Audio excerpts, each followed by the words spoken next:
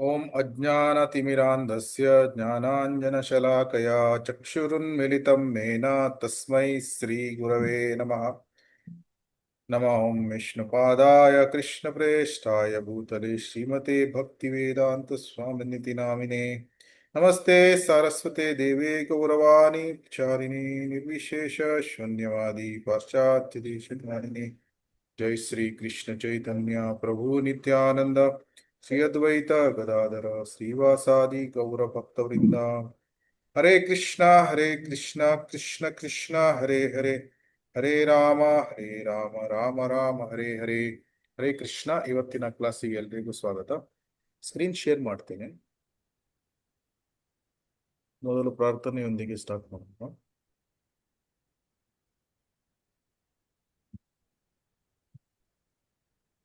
ಜಯ ಜಯ ಶ್ರೀ ಚೈತನ್ಯ ಜಯ ನಿತ್ಯಾನಂದ, ಜಯ ಜಯ ಶ್ರೀ ಚೈತನ್ಯ ಜಯ ನಿತ್ಯಾನಂದ, ಜಯ ದ್ವೈತ ಚಂದ್ರ ಜಯ ಗೌರ ಭಕ್ತ ವೃಂದ, ಜಯ ದ್ವೈತ ಚಂದ್ರ ಜಯ ಜಯ ಶ್ರೀ ಚೈತನ್ಯ ಜಯ ನಿತ್ಯಾನಂದ, ಜಯ ಜಯ ಗೌರ ಭಕ್ತ ವೃಂದ. ಜಯ ಜಯ ಶ್ರೀ ಚೈತನ್ಯ ಜಯ ನಿತ್ಯಾನಂದ, ಚೈತನ್ಯ ಜಯ ನಿತ್ಯಾನಂದ, ಜಯ ನಿತ್ಯಾನಂದ, ಜಯ ದ್ವೈತ ಚಂದ್ರ ಜಯ ಗೌರ ಭಕ್ತ ವೃಂದ, ಜಯ ದ್ವೈತ ಜಯ ಚಂದ್ರ ಜಯ ಗೌರ ಭಕ್ತ ವೃಂದ. ಜಯ ಜಯ ಶ್ರೀ ಚೈತನ್ಯ ಜಯ ನಿತ್ಯಾನಂದ, ಜಯ ಜಯ ಶ್ರೀ ಚೈತನ್ಯ ಜಯ ನಿತ್ಯಾನಂದ, ಜಯ ದ್ವೈತ ಚಂದ್ರ ಜಯ ಗೌರ ಭಕ್ತ ವೃಂದ, ಜಯ ದ್ವೈತ ಚಂದ್ರ ಜಯ ಗೌರ ಭಕ್ತ ವೃಂದ. ಹರೇ ಕೃಷ್ಣ ಕೃಷ್ಣ ಕೃಷ್ಣ ಹರೇ ಹರೇ, ಹರೇ ರಾಮ ರಾಮ ರಾಮ ಹರೇ ಹರೇ. ಹರೇ ಕೃಷ್ಣ ಹರೇ ಕೃಷ್ಣ ಕೃಷ್ಣ ಕೃಷ್ಣ ಹರೇ ಹರೇ ಕೃಷ್ಣ ಹರೇ. ಕೃಷ್ಣ ಕೃಷ್ಣ ಹರೇ ಹರೇ, ಹರೇ ರಾಮ ರಾಮ ರಾಮ ಹರೇ ಹರೇ. ಇಂದಿನ ಕ್ಲಾಸಲ್ಲಿ 4 ಬಗೆಯ ಅನರ್ಥಗಳು, ಸುಕೃತೋಕ್ತ, ದುಷ್ಕೃತೋಕ್ತ, ಭಕ್ತಿಯುಕ್ತ ಮತ್ತು ಅಪರಾಧೋಕ್ತ, ಅದನ್ನು ಸ್ವಲ್ಪ ಮಟ್ಟಿಗೆ ನೋಡಿದ್ವಿ. ಆಮೇಲೆ ಅನರ್ಥ ನಿವೃತ್ತಿ ಆದ ಮೇಲೆ ನಿಷ್ಠೆಯನ್ನು ತಲುಪುವ ಮೊದಲು ಇರುವಂತಹ 5 ಅಡಚಣೆಗಳು, ಅದನ್ನು ನೋಡಿದ್ವಿ. ಅದರ ಮೊದಲು ಅನರ್ಥಗಳು 5 ಗ್ರೇಡ್ಗಳು, ಅಂದ್ರೆ ವಿವಿಧ ಭಾಗಗಳಲ್ಲಿ ನಾಶ ಆಗ್ತದೆ, ನಿವೃತ್ತಿ ಆಗ್ತದೆ. ಯಾವ್ದ್ಯಾವುದು? ಒಂದು ಏಕದೇಶವರ್ತಿನಿ, ಮತ್ತೆ 2ನೇದು ಬಹುದೇಶವರ್ತಿನಿ, 3ನೇದು ಪ್ರಾಯಿಕಿ, 4ನೇದು ಪೂರ್ಣ, ಮತ್ತು 5ನೇದು ವಿಪರೀತ ಪೂರ್ಣ ಅಥವಾ ಅತ್ಯಂತಿಕಿ. ಇದನ್ನು ನೋಡಿದ್ವಿ. ಹಾಗಾದ್ರೆ ನಾವು ಎಲ್ಲಾ ಜಪಗಳನ್ನು ಪ್ರತಿದಿನ ಮಾಡಿ, ಎಲ್ಲ ಭಕ್ತಿ ಸೇವೆಯ ಕಾರ್ಯ ಚಟುವಟಿಕೆಗಳನ್ನು ಪ್ರತಿದಿನ ಎಷ್ಟು ಮಾಡಿದ್ರೂ ಸಹ ನಮ್ಮ ಅನರ್ಥಗಳು ಯಾಕೆ ನಿವೃತ್ತಿ ಆಗುವುದಿಲ್ಲ? ಕಾರಣ ಅದು ಅಪರಾಧಗಳು. ನಾವು ಅಪರಾಧಗಳನ್ನು ಮಾಡುತ್ತಿರುವುದರಿಂದ. ಸೊ ದುಷ್ಕೃತೋತ್ತ, ಸುಕೃತೋತ್ತ ಮತ್ತು ಭಕ್ತಿಯುಕ್ತ ಅನರ್ಥಗಳು ನಿಷ್ಠಾ ಹಂತದಲ್ಲಿ ಪೂರ್ಣವಾಗಿ ನಿವೃತ್ತಿ ಆಗಿರುತ್ತದೆ. ಆದ್ರೆ ದುಷ್ಕೃತೋತ್ತ, ಸುಕೃತೋತ್ತ ಅದು ವಿಪರೀತ ಪೂರ್ಣ ಅಥವಾ ಆತ್ಯಂತಿಕಿ ಆಸಕ್ತಿ ಹಂತದಲ್ಲಿ, ಭಕ್ತಿಯುಕ್ತ ಅದು ಆತ್ಯಂತಿಕಿ ರುಚಿ ಹಂತದಲ್ಲಿ. ಆದ್ರೆ ತುಂಬಾ ಗಂಭೀರವಾದ ಅನರ್ಥ ಹೋಗುವುದು ಅದು ಅಪರಾಧೋಕ್ತ. ಯಾಕಂದ್ರೆ ಏಕದೇಶವರ್ತಿನಿ ಭಜನ ಕ್ರಿಯಾ, ಬಹುದೇಶವರ್ತಿನಿ ನಿಷ್ಠ, ಪ್ರಾಯಿಕಿ ಭಾವ ಹಂತದಲ್ಲಿ ಕೇವಲ ಪ್ರಾಯಿಕಿ ಅಂದ್ರೆ ಬಹುತೇಕ ಪೂರ್ಣ ಭಾವ ಹಂತದಲ್ಲಿ, ಪೂರ್ಣವಾಗಿ ಪ್ರೇಮ ಮತ್ತು ವಿಪರೀತ ಪೂರ್ಣ ಸಿದ್ಧ ದೇಹ ಸಿಕ್ಕಿದಾಗ ಮಾತ್ರ ಆಗುತ್ತದೆ. ಸೊ ಇದನ್ನು ನೋಡಿ. 5 ಅಡಚಣೆಗಳು ಯಾವುದು? ನಿಷ್ಠೆ. ನಿಷ್ಠೆ ಅಂದ್ರೆ ಯಾವ ಹಂತ? ಸ್ಥಿರತೆ. ಸಂಪೂರ್ಣವಾದ ಸ್ಥಿರತೆ, ಸ್ಥಿರವಾದ ನಂಬಿಕೆ ಅಥವಾ ಸ್ಥಿರವಾದ ಡಿಟರ್ಮಿನೇಷನ್, ನಿರ್ಣಯ. ಗೊತ್ತಿಲ್ಲ, ಅದು ಸರಿಯಾದ ವರ್ಡ್ ಗೊತ್ತಿಲ್ಲ, ಆದರೆ ಡಿಟರ್ಮಿನೇಷನ್, ಸ್ಟಡಿ ಡಿಟರ್ಮಿನೇಷನ್ ಅಂತ ಹೇಳ್ತಾರಲ್ಲ, ಇದನ್ನು ಸ್ಥಿರತೆ, ನಿಷ್ಠಾಸ್ತರ. 5 ಅಡಚಣೆಗಳು, ಅಡೆತಡೆಗಳು ಯಾವುದು? ಲಯ, ವಿಕ್ಷೇಪ, ಅಪ್ರತಿಪಟ್ಟಿ, ಕಷಯ ಮತ್ತು ರಸಸ್ವಾದ. ರಸಸ್ವಾದ. ಸೊ ಲಯ ಅಂದ್ರೆ ಏನು? ಲಯ ಅಂದ್ರೆ ಏನು? ಜಪ ಶ್ರವಣ ಮಾಡುವಾಗ, ಕೀರ್ತನ. ಶ್ರವಣ ಕೀರ್ತನೆ. ಜಪ ಮಾಡುವಾಗ ನಿದ್ರಿಸುವುದು. ನಿದ್ರೆ ಬರ್ತದೆ. ನಿದ್ರೆ. ಬೆಳಿಗ್ಗೆ ಜಪ ಮಾಡುವಾಗ ನಿದ್ರೆ ಬರುವುದು. ಮತ್ತೆ ಹೆಚ್ಚಾಗಿ 6 ಗಂಟೆಗಿಂತ ಜಾಸ್ತಿ ನಿದ್ದೆ ಮಾಡುವುದು, ಇದೆಲ್ಲ ಲಯ. ಮೇನು ಜಾಸ್ತಿ ನಿದ್ದೆ ಮಾಡುವುದು, ತಮೋಗುಣದಲ್ಲಿ ನಿದ್ದೆ, ಆಲಸ್ಯ, ಇದು ಲಯ. ವಿಕ್ಷೇಪ ಅಂದ್ರೆ ಏನು? ಗಮನ ಬೇರೆ ಕಡೆ, ಆಧ್ಯಾತ್ಮಿಕ ವಿಷಯಗಳು ಬಿಟ್ಟು ಬೇರೆ ಲೌಕಿಕ ವಿಷಯಗಳ ಕಡೆಗೆ ಗಮನ ಬೇರೆ ಕಡೆಗೆ ಹೋಗುವುದು. ಉದಾಹರಣೆಗೆ ದೇವಸ್ಥಾನಕ್ಕೆ ಬರ್ತೇವೆ, ಆದ್ರೆ ಪ್ರಜಲ್ಪಗಳನ್ನು ಮಾಡ್ತೇವೆ. ಲೌಕಿಕ ವಿಷಯಗಳನ್ನು ಮಾತನಾಡುವುದು, ಲೌಕಿಕ ವಿಷಯಗಳ ಬಗ್ಗೆ ಗಮನ ನೀಡುವುದು. ಅಥವಾ ದೇವಸ್ಥಾನಕ್ಕೆ ಬಂದಿರಬಹುದು, ಬೇರೆ ಪೊಲಿಟಿಕ್ಸ್ ವಿಷಯ ಮಾತನಾಡ್ತಾ ಇರಬಹುದು, ಅಥವಾ ಬೇರೆ ಭಕ್ತರ ವೈಯಕ್ತಿಕ ವಿಷಯಗಳನ್ನು ಮಾತನಾಡುವುದು, ಇದೆಲ್ಲ ವಿಕ್ಷೇಪ. ಅಪ್ರತಿಪಟ್ಟಿ ಅಂದ್ರೆ ಏನು? ಲಯನೂ ಇರುವುದಿಲ್ಲ, ಅಂದ್ರೆ ನಿದ್ರೆ ಬರ್ತಾ ಇಲ್ಲ, ವಿಕ್ಷೇಪನೂ ಇಲ್ಲ, ಗಮನ ಬೇರೆ ಕಡೆಗೆ ಹೋಗ್ತಾ ಇಲ್ಲ, ಆದ್ರೂ ಸಹ ಆಧ್ಯಾತ್ಮಿಕ ವಿಷಯಗಳಲ್ಲಿ ನಿರಾಸಕ್ತಿ. ಜಪ ಮಾಡ್ಲಿಕ್ಕೆ ಆಸಕ್ತಿ ಇಲ್ಲ, ದೇವಸ್ಥಾನಕ್ಕೆ ಹೋಗ್ಲಿಕ್ಕೆ ಆಸಕ್ತಿ ಇಲ್ಲ. ಅಯ್ಯೋ ಇವತ್ತು ಬೇಡ, ಸಂಡೇ ಫೀಸ್ಟ್ ಪ್ರೋಗ್ರಾಮ್ ಬೇಡ, ಇವತ್ತು ಮನೆಯಲ್ಲಿ ಆರಾಮಾಗಿದ್ದು ಬಿಡೋಣ. ಇದು ಅಪ್ರತಿಪಟ್ಟಿ. ಡಿಸ್ಇಂಟ್ರೆಸ್ಟ್, ನೋ ಇಂಟ್ರೆಸ್ಟ್, ಇಂಟ್ರೆಸ್ಟ್ ಇಲ್ಲ. ಕಷಯ ಅಂದ್ರೆ ಏನು? ಕಷಯ ಅಂದ್ರೆ ಬ್ಯಾಡ್ ಹ್ಯಾಬಿಟ್ಸ್ಗಳು. ದುರಾಸೆ, ದುರಾಸೆ, ಕೋಪ, ಹೆಮ್ಮೆ, ಅಥವಾ ಲೋಭಗಳು, ಕೆಟ್ಟ ಅಭ್ಯಾಸಗಳು, ಬೇರೆ ಬೇರೆ ಕೆಟ್ಟ ಅಭ್ಯಾಸಗಳು, ಇದೆಲ್ಲ ಕಷಯ. ರಸಾಸ್ವಾದ ಅಂದ್ರೆ ಏನು? ಇಂದ್ರಿಯಗಳ ಆಕರ್ಷಣೆಯಿಂದ ಮನಸ್ಸನ್ನು ಕೀರ್ತನೆಯಲ್ಲಿ ತೊಡಗಿಸಲು ಅಸಮರ್ಥತೆ. ಅಸಮರ್ಥತೆ. ಇಂದ್ರಿಯಗಳ ಆಕರ್ಷಣೆಯಲ್ಲಿ ಯಾವುದು? ಇಂದ್ರಿಯ ವಸ್ತುಗಳ ಆಕರ್ಷಣೆ ಯಾವುದು ಪ್ರಬಲವಾಗಿದೆ? ಇಂದ್ರಿಯಗಳ ಆಕರ್ಷಣೆಯಲ್ಲಿ ಅಪೋಸಿಟ್ ಸೆಕ್ಸ್ ಮೇನ್ ಆಗಿ, ಅಥವಾ ಬೇರೆ ಇಂದ್ರಿಯ ವಸ್ತುಗಳು ಸಹ. ಉದಾಹರಣೆಗೆ ರೆಸ್ಟೋರೆಂಟ್ಸ್ಗಳಿಗೆ ಹೋಗಿ ಯಾವುದು ಭೋಗವನ್ನು, ಮಾತಾಜಿಗಳಿಗೆ ಒಡವೆ, ಸಾರಿ ಎಲ್ಲ. ಮಾತಾಜಿಗಳು ನಾವು ಅವ್ರು ಯಾವ್ದು ಸೀರೆ ಉಟ್ಕೊಂಡಿದ್ದಾರೆ, ಯಾವ ಒಡವೆ ಹಾಕಿದ್ದಾರೆ, ಅದೆಲ್ಲ. ಹಾ, ಅದು ಕೃಷ್ಣನ ತೃಪ್ತಿಗಾಗಿ ಇದ್ರೆ ಪರವಾಗಿಲ್ಲ, ಆದರೆ ಬೇರೆಯವರನ್ನು ಆಕರ್ಷಿಸ್ಲಿಕ್ಕೆ, ಅಂದ್ರೆ ಬೇರೆ ವ್ಯಕ್ತಿಗಳನ್ನು, ಬೇರೆಯವರನ್ನು ತನ್ನೆಡೆಗೆ ಆಕರ್ಷಿಸ್ಲಿಕ್ಕೆ ಈ ಒಲವು ಇದ್ರೆ ಅದು ರಸಾಸ್ವಾದ. ಅದನ್ನೇ ಭಗವಂತನ ತೃಪ್ತಿಗಾಗಿ ಕೆಲವರು ಹಾಕ್ತಾರೆ. ಉದಾಹರಣೆಗೆ ದೇವಸ್ಥಾನಕ್ಕೆ ಕೃಷ್ಣಾಷ್ಟಮಿಗೆ ಬರ್ಬೇಕಾದ್ರೆ ಒಳ್ಳೆ ಸಾರಿ, ಒಳ್ಳೆ ಒಡವೆಗಳನ್ನು ಹಾಕ್ತಾರೆ, ಆದ್ರೆ ಕೃಷ್ಣನ ಸಂತೋಷಕ್ಕಾಗಿ. ಸೊ ಇದು ಇಂದ್ರಿಯ ವಸ್ತುಗಳ ಆಕರ್ಷಣೆ, ಇಂದ್ರಿಯ ತೃಪ್ತಿ, ನನ್ನ ಇಂದ್ರಿಯ ತೃಪ್ತಿ. ಇದರಿಂದ ಏನಾಗುತ್ತದೆ ಅಂದ್ರೆ ಸೇವೆಯಲ್ಲಿ ಅಡಚಣೆ. ಉದಾಹರಣೆಗೆ ನಾನು ಸೇವೆಗಿಂತ ಜಾಸ್ತಿ ನನ್ನ ಇಂದ್ರಿಯ ತೃಪ್ತಿಗೆ ಜಾಸ್ತಿ ಪ್ರಾಮುಖ್ಯತೆಯನ್ನು ಕೊಡ್ತೇನೆ.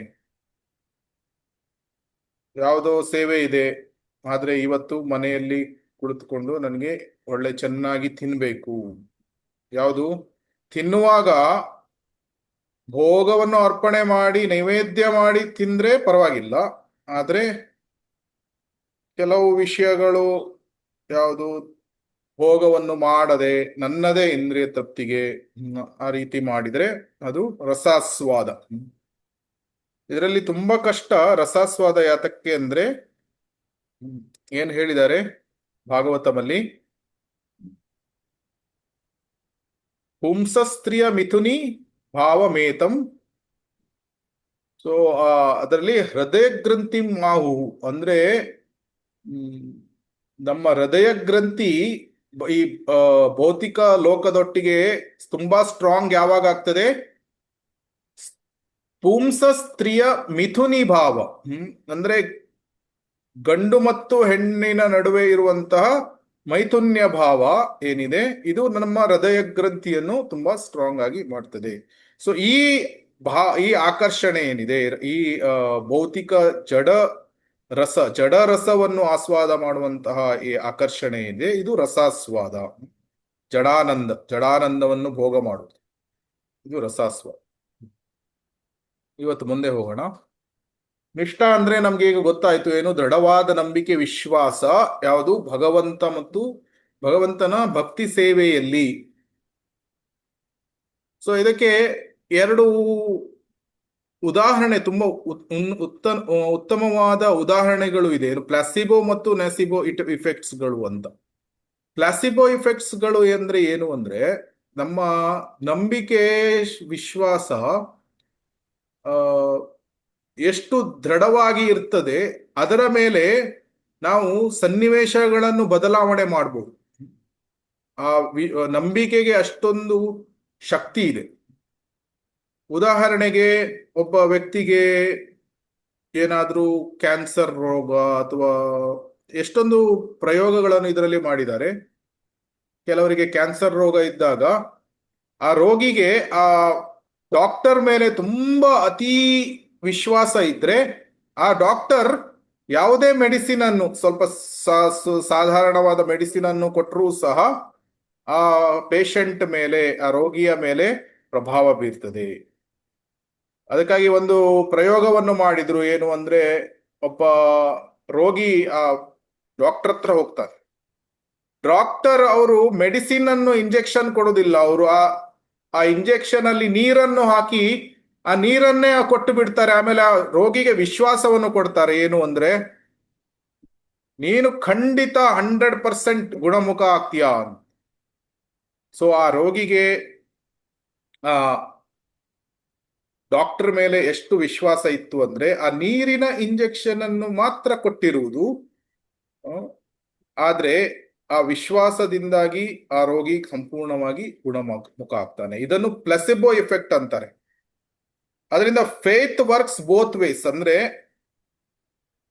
ನಾವು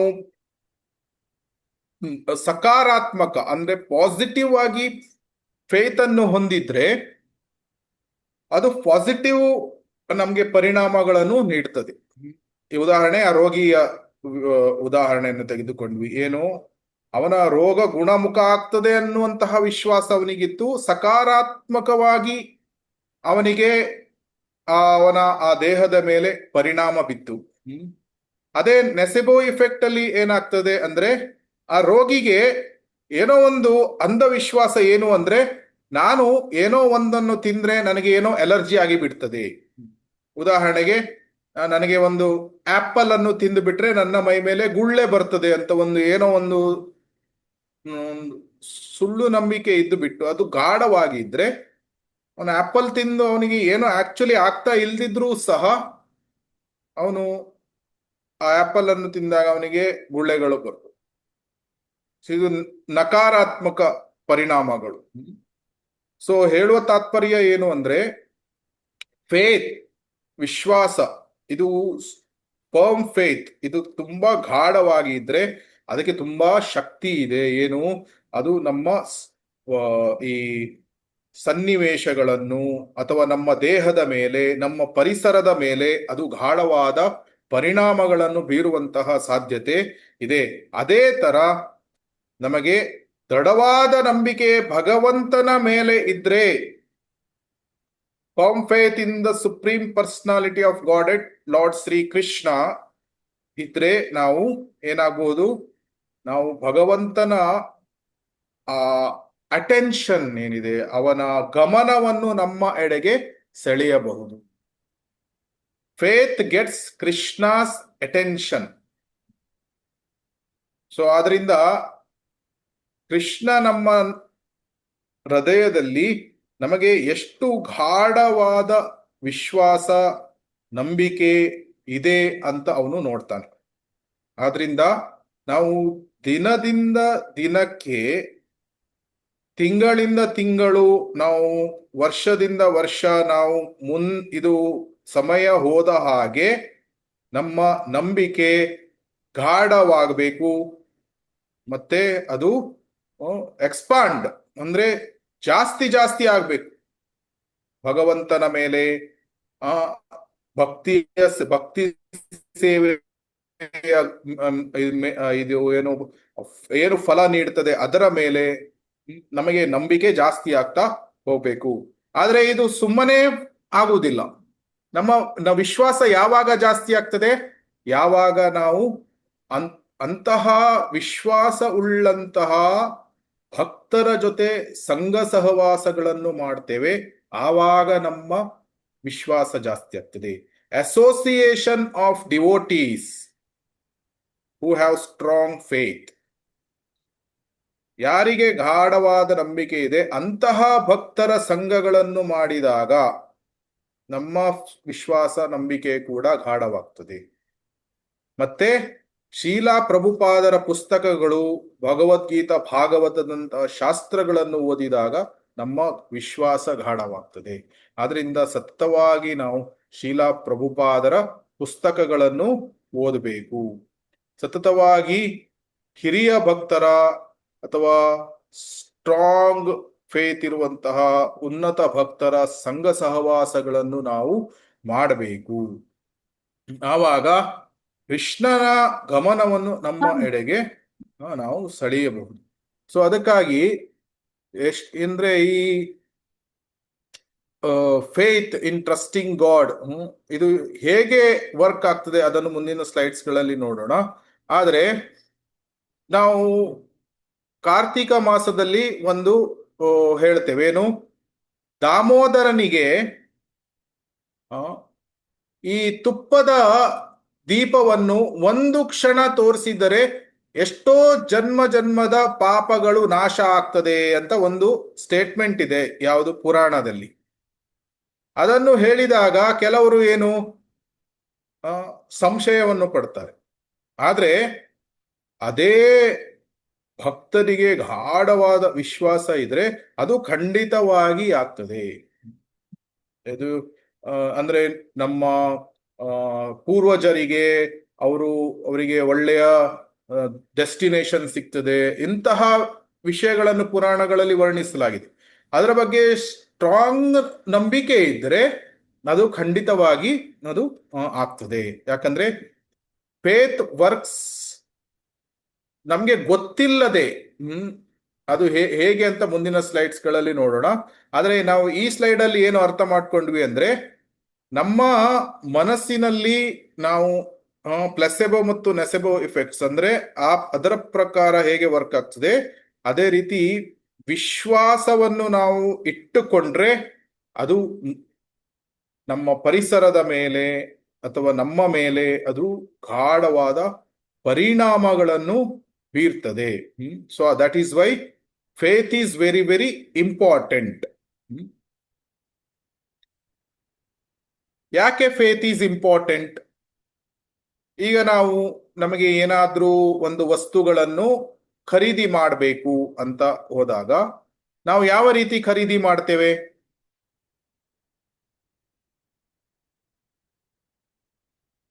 ಬೇರೆಯವರು ಹೇಳ್ತಾರೆ ಇಂತಲ್ಲಿ ಚೆನ್ನಾಗಿ ಸಿಗ್ತದೆ, ಅಲ್ಲಿ ನಾನ್ ತಗೊಂಡಿದ್ದೇನೆ ಅಂತ. ಅವ್ರು ನಮ್ಗೆ ಅವ್ರ ಮೇಲೆ ನಂಬಿಕೆ ಇದ್ದವರು, ನಮ್ ಫ್ರೆಂಡ್ಸ್ ಯಾರಾದ್ರು, ನೇಬರ್ಸ್, ನಾವು ಅಲ್ಲಿ ಹೋಗಿ ಮತ್ತೆ ತಗೋತೇವೆ.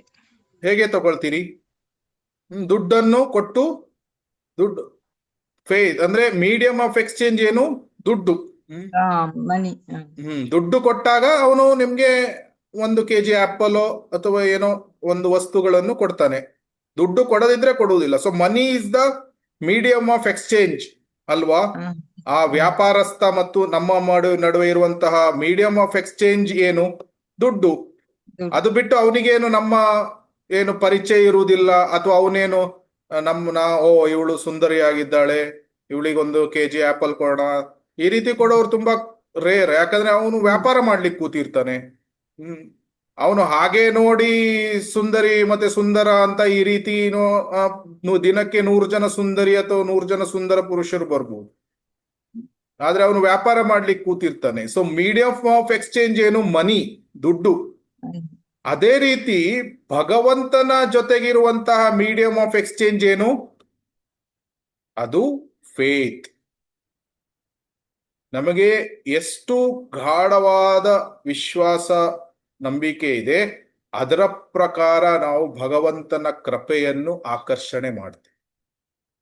ನಾವು ವಿಶ್ವಾಸವನ್ನು ಕೊಟ್ಟಾಗ ಭಗವಂತ ಕೃಪೆಯನ್ನು ಕೊಡ್ತಾನೆ. Medium of exchange. So faith is the only medium of exchange with the god. So Krishna ನಾವು ಎಷ್ಟು ಭಕ್ತಿ ಸೇವೆಯಲ್ಲಿ ನಮಗೆ ವಿಶ್ವಾಸ ಇದೆ, ಅದರ ಪ್ರಕಾರ ಅದನ್ನು ಜಡ್ಜ್ ಮಾಡ್ತಾನೆ. ಸೊ ಅದರಿಂದ faith is very very important. ಅದಕ್ಕೆ ನಿಷ್ಠಾಸ್ತರದಲ್ಲಿ ಫರ್ಮ್ ಫೇತ್ ಇರುವುದರಿಂದ ಭಗವಂತ ಅಪಾರವಾದ ಕೃಪೆಯನ್ನು ನೀಡ್ತಾನೆ. Next, faith is the foundation of our spiritual life. ನಮ್ಮ ಬಿಲ್ಡಿಂಗ್ ಅನ್ನು ಮಾಡಬೇಕಾದ್ರೆ ನಾವು ಫೌಂಡೇಶನ್ ಹಾಕ್ತೇವೆ. ಇಲ್ಲಿ ಒಂದು ಎಲ್ಲ ಬಿಲ್ಡಿಂಗ್ಸ್ಗಳು ನೋಡ್ತಾ ಇದ್ದೀವಿ, ದೊಡ್ಡ ದೊಡ್ಡ ಬಿಲ್ಡಿಂಗ್ಸ್ಗಳು. ಅತಿ ದೊಡ್ಡ ಬಿಲ್ಡಿಂಗ್ ಅದು ದುಬೈಯಲ್ಲಿತ್ತು, ಯಾವುದು ಬುರ್ಜ್ ಖಲೀಫಾ. ಖಲೀಫಾ. ಸೊ ಅದು ಕಟ್ಟಬೇಕಾದ್ರೆ ಅದರ ಫೌಂಡೇಶನ್ ಎಷ್ಟು ಸ್ಟ್ರಾಂಗ್ ಇರಬೇಕು, ಯಾಕಂದ್ರೆ ಎಷ್ಟೊಂದು ದೊಡ್ಡ ಬಿಲ್ಡಿಂಗ್ ಅದು. ಸೊ ಅದೇ ರೀತಿ ನಮ್ಮ ಭಕ್ತಿ ಸೇವೆ, ಭಕ್ತಿಯ ಮಾರ್ಗದಲ್ಲಿ ನಾವು ಅತಿ ಮೇಲೆ ಹೋಗ್ಬೇಕಾದ್ರೆ ನಮ್ಮ ಫೌಂಡೇಶನ್ ಸ್ಟ್ರಾಂಗ್ ಇರಬೇಕು. ಆ ಫೌಂಡೇಶನ್ ಏನು? ಅದು ವಿಶ್ವಾಸ, faith. Faith is the foundation. ನಮಗೆ ಸ್ಟ್ರಾಂಗ್ ಫೇತ್ ಇದ್ರೆ ನಾವು ಭಾವ, ಪ್ರೇಮ ಅದನ್ನು ಬೇಗ ತಲುಪಬಹುದು. ನಮಗೆ ವಿಶ್ವಾಸ ಇಲ್ಲದೆ ಇದ್ರೆ ನಾವು ತುಂಬಾ ನಿಧಾನವಾಗಿ ಹೋಗ್ತೇವೆ. ಅದರಿಂದ ಫೇತ್, ಸ್ಟ್ರಾಂಗ್ ಫೇತ್ ಅನ್ನು ನಾವು ಬೆಳೆಸಿಕೊಳ್ಬೇಕು. ಇದನ್ನು ನಾವು ಆಲ್ರೆಡಿ ಡಿಸ್ಕಸ್ ಮಾಡಿದ್ದೀವೇನು? ಫೇತ್ ಇದೊಂಥರ ಮ್ಯಾಗ್ನೆಟ್ ಇದ್ದಾಗೆ. ಏನು? ಭಗವಂತನ ಕೃಪೆಯನ್ನು ಆಕರ್ಷಣೆ ಮಾಡ್ತದೆ. ಮ್ಯಾಗ್ನೆಟ್ ಯಾವುದನ್ನು ಆಕರ್ಷಣೆ ಮಾಡ್ತದೆ? ಇಲ್ಲಿ ಚಿತ್ರದಲ್ಲಿ ನೋಡ್ತಾ ಇದ್ದೇವೆ. ಯಾವುದೇ ಏನು ಹೇಳ್ತಾರೆ ಮೆಟಲಿಗೆ? ಲೋಹಗಳನ್ನು ಆಕರ್ಷಣೆ ಮಾಡ್ತದೆ ಮ್ಯಾಗ್ನೆಟ್. ಅದೇ ರೀತಿ ಫೇತ್, ವಿಶ್ವಾಸ ಏನಿದೆ, ಇದು ಭಗವಂತನ ಕೃಪೆಯನ್ನು ಆಕರ್ಷಣೆ ಮಾಡ್ತದೆ. ಆಮೇಲೆ ನಮಗೆ ಎಷ್ಟೊಂದು ನಮ್ಮ ಆಧ್ಯಾತ್ಮಿಕ ಜೀವನದಲ್ಲಿ ಇರಬಹುದು ಅಥವಾ ಭೌತಿಕ ಜೀವನದಲ್ಲಿ ಇರಬಹುದು, ಈ ರೀತಿಯ ಟರ್ಬುಲೆಂಟ್ ಟೈಮ್ಗಳು ಅಂತ ಬರುತ್ತೆ, ತುಂಬಾ ಕಷ್ಟಕರವಾದ ಸಮಯ. ಇಲ್ಲಿ ನೋಡ್ತಾ ಇದ್ದೀರಾ ಸಮುದ್ರದಲ್ಲಿ ಅಲೆ ಕಾಣಿಸ್ತಾ ಇದೆಯಾ? ಇದು ಈ ಚಿತ್ರ ಕಾಣಿಸ್ತಾ ಇದೆಯಾ ಈಗ? ಇದರಲ್ಲಿ ಹಡಗು ಯಾವ ರೀತಿ ಕಷ್ಟಕರವಾದ ಟರ್ಬುಲೆಂಟ್, ಈ ತುಂಬಾ ದೊಡ್ಡ ದೊಡ್ಡ ಅಲೆಗಳು. ಸೊ ಆ ಅಲೆಗಳಲ್ಲಿ ಸಿಕ್ಕಿ ಹಾಕಿಕೊಂಡಿದೆ, ಟರ್ಬುಲೆಂಟ್ ಟೈಮ್ ಅಂತ. ಸೊ ಈ ರೀತಿ ನಮಗೆ ಆ ಸಮಯಗಳು ಬಂದಾಗ ಏನನ್ನಿಸ್ತದೆ? ಆ ಕಷ್ಟಗಳು ಓವರ್ಕಮ್ ಮಾಡಲಿಕ್ಕೆ, ನಮಗೆ ಕಷ್ಟಗಳನ್ನು ಜಯಿಸ್ಲಿಕ್ಕೆ ಕೆಲವೊಮ್ಮೆ ಸಾಧ್ಯವೇ ಆಗುತ್ತೋ ಇಲ್ಲೋ ಅನ್ನುವಂತಹ ಸಂಶಯಗಳು ಬರಬಹುದು. ಆ ಸಂಶಯಗಳು ಬರಬಾರ್ದು. ಯಾಕಂದ್ರೆ ನಮಗೆ ಭಗವಂತನ ಮೇಲೆ ತುಂಬಾ ಅತೀವವಾದ ಒಂದು ವಿಶ್ವಾಸ ಇರಬೇಕು. ಅವಶ್ಯ ರಕ್ಷಿಬೇ ಕೃಷ್ಣ. ಕೃಷ್ಣ ನಮ್ಮನ್ನು ಖಂಡಿತವಾಗಿ ರಕ್ಷಣೆ ನೀಡ್ತಾನೆ. ಆ ಒಂದು ಗಾಢವಾದ ನಂಬಿಕೆ, ವಿಶ್ವಾಸ ಇರಬೇಕು. ಆದ್ರಿಂದ ಯಾವುದೇ ಕಷ್ಟ ಅಥವಾ ಸಂಕಟಗಳು ಬಂದಾಗ ಟೆನ್ಷನ್ಸ್ಗಳನ್ನು ಮಾಡ್ಕೊಳ್ಬಾರ್ದು. ಡಿಪ್ರೆಷನ್ಗೆ ಹೋಗುದು, ಟೆನ್ಷನ್ಸ್ ಗಳನ್ನು ಮಾಡುವುದು, ಇದನ್ನು ಮಾಡಬಾರದು. ಯಾಕೆಂದ್ರೆ ಎವ್ರಿಥಿಂಗ್ ಬಿಲಾಂಗ್ಸ್ ಟು ಕೃಷ್ಣ. ಎಲ್ಲ ಕೃಷ್ಣನ ಆಸ್ತಿ, ಕೃಷ್ಣನ ದುಡ್ಡು, ಎಲ್ಲ ಕೃಷ್ಣನಿಗೆ ಸೇರಿದ್ದು. ಆದ್ರೆ ಅವನು ಬೇರೆ ಬೇರೆ ವ್ಯಕ್ತಿಗಳ, ಬೇರೆ ಬೇರೆ ಭಕ್ತರ ಜೀವನದಲ್ಲಿ ಕೆಲವು ಸನ್ನಿವೇಶಗಳನ್ನು ನೀಡ್ತಾನೆ, ಒಂದೊಂದು ಟೆಸ್ಟ್ಗಳನ್ನು. ನಿನಗೆ ಇದೊಂದು ಪರೀಕ್ಷೆ, ನೀನು ಈ ಪರೀಕ್ಷೆಯನ್ನು ಹೇಗೆ ಬರಿತಿ ನೋಡೋಣ ಅಂತ ಒಂದು ಫೈನಾನ್ಷಿಯಲ್ ಕ್ರೈಸಿಸ್ ಅನ್ನು ಕೊಟ್ಟು ಬಿಡುವುದು ಆ ಭಕ್ತನಿಗೆ. ಫೈನಾನ್ಷಿಯಲ್ ಕಷ್ಟವನ್ನು ಕೊಟ್ಟಾಗ ತುಂಬಾ ಟೆನ್ಷನ್ಸ್, ತುಂಬಾ ಇದನ್ನು ನಮ್ಮ ಪ್ರಜ್ಞೆಯನ್ನು ಅದರಲ್ಲಿ ನಾವು ಹಾಳು ಮಾಡಬಾರ್ದು. ಅದರ ಬದಲಿಗೆ ಭಗವಂತನ ಮೇಲೆ ಅವಲಂಬಿತರಾಗಿರ್ಬೇಕು. Depend on Krishna. ಭಗವಂತನ ಆಶ್ರಯವನ್ನು ಪಡಿಬೇಕು. ಅದಕ್ಕೆ ಆಶ್ರಯವನ್ನು ಪಡಿಬೇಕಾದ್ರೆ ಫೇತ್, ವಿಶ್ವಾಸ ಇರಬೇಕು. ಭಗವಂತ ನಮ್ಮನ್ನು ರಕ್ಷಣೆ ಮಾಡಿಯೇ ಮಾಡ್ತಾನೆ. ನನಗೆ ಏನೋ ಕಷ್ಟ ಬಂದಿದೆ, ಫೈನಾನ್ಷಿಯಲ್ ಕಷ್ಟ ಬಂದಿದೆ, ಅಥವಾ ಫ್ಯಾಮಿಲಿಯಲ್ಲಿ ರಿಲೇಶನ್ಶಿಪ್ ಏನೋ ಪ್ರಾಬ್ಲಮ್ ಇದೆ, ಅಥವಾ ಏನೋ ಹೆಲ್ತ್ ಕ್ರೈಸಿಸ್ ಬಂದಿದೆ, ಭಗವಂತ ಖಂಡಿತವಾಗಿ ಈ ಕಷ್ಟದಿಂದ ನಮ್ಮನ್ನು ಪಾರ್ ಮಾಡ್ತಾನೆ ಅನ್ನುವಂತ ನಂಬಿಕೆ ಇರಬೇಕು. ಸೊ ಅದರಿಂದ ಆ faith is the anchor during troubled times. ಕಷ್ಟಗಳ ಸಮಯದಲ್ಲಿ ವಿಶ್ವಾಸ ಇದ್ದಾಗ ಒಬ್ಬನು ಈಸಿಲಿ, ಸುಲಭವಾಗಿ ಕಷ್ಟವನ್ನು ಜಯಿಸಿ ಬಿಡ್ತಾನೆ. ಆಮೇಲೆ ಭಗವಂತ ತುಂಬಾ ಸಾಕ್ಷಾತ್ಕಾರಗಳನ್ನು ನೀಡ್ತಾನೆ. ಅವನು ಬರೇ ಕಷ್ಟಗಳನ್ನು ಮಾತ್ರ ನೀಡುವುದಿಲ್ಲ. ಕಷ್ಟಗಳು ಮುಗಿದ ಮೇಲೆ ಭಕ್ತನಿಗೆ ಅನೇಕ ಅನೇಕ ಸಾಕ್ಷಾತ್ಕಾರಗಳನ್ನು ನೀಡ್ತಾನೆ. ಮತ್ತು ಆತ್ಮ ಸಾಕ್ಷಾತ್ಕಾರ, ಭಗವಂತನ ಸಾಕ್ಷಾತ್ಕಾರ ಮಾರ್ಗದಲ್ಲಿ ಮುಂದಕ್ಕೆ ಕರೆದುಕೊಂಡು ಹೋಗ್ತಾನೆ. ಆದ್ರಿಂದ faith, one should have strong faith. ಅವಶ್ಯ ರಕ್ಷಿಬೇ ಕೃಷ್ಣ. ಕೃಷ್ಣ ನಮ್ಮನ್ನು ಕಾಪಾಡಿಯೇ ಕಾಪಾಡ್ತಾನೆ. ಆ ಫೇತ್ ಇರ್ಬೇಕು. ಆಮೇಲೆ ಇನ್ನೊಂದು ಅಂದ್ರೆ, faith is the key to open spiritual door. ನಮ್ಗೆ ಈಗ ಡೋರ್ ಓಪನ್ ಮಾಡಬೇಕಾದ್ರೆ ನಮ್ಗೆ ಕೀ ಬೇಕು, ಲಾಕ್ ಇದು ಓಪನ್ ಮಾಡಬೇಕಾದ್ರೆ. ಅದೇ ರೀತಿ ಆಧ್ಯಾತ್ಮಿಕ ಬಾಗಿಲನ್ನು ಓಪನ್ ಮಾಡುವ ಕೀ ಯಾವುದು?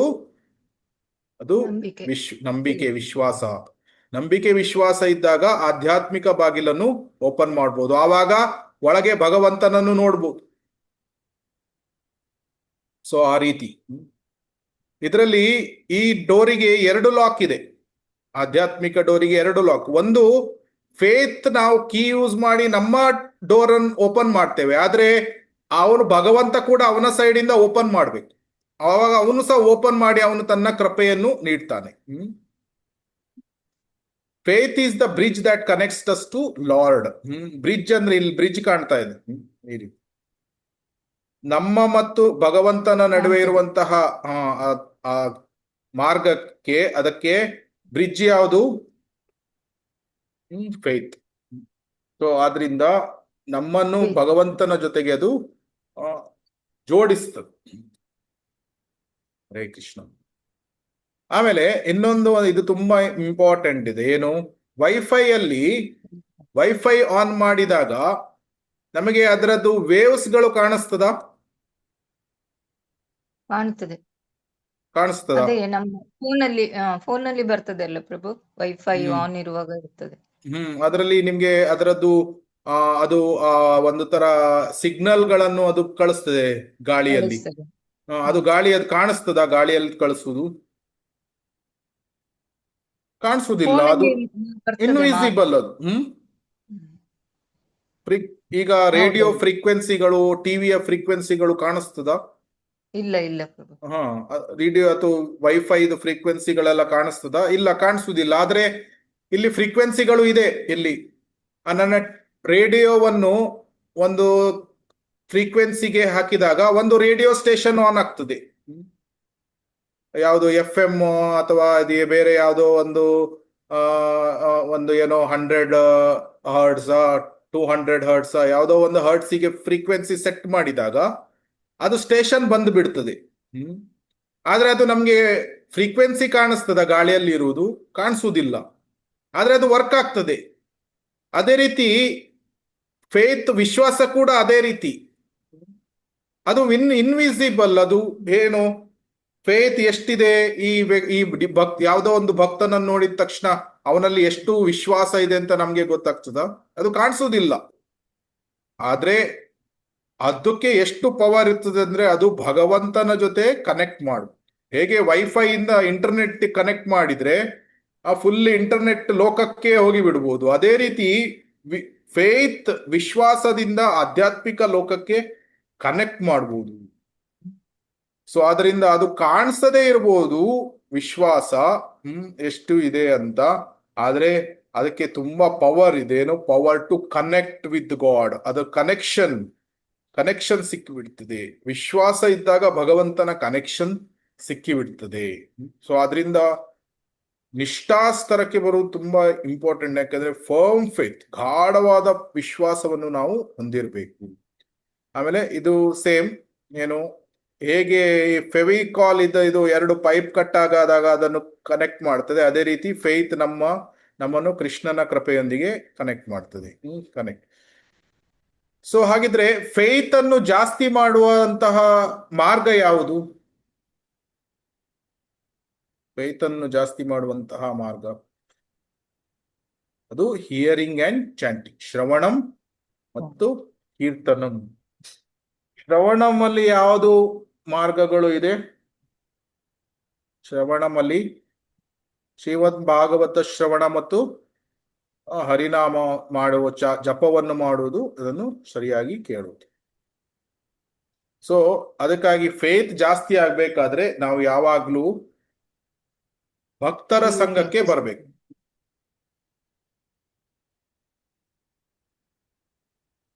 Association of devotees. So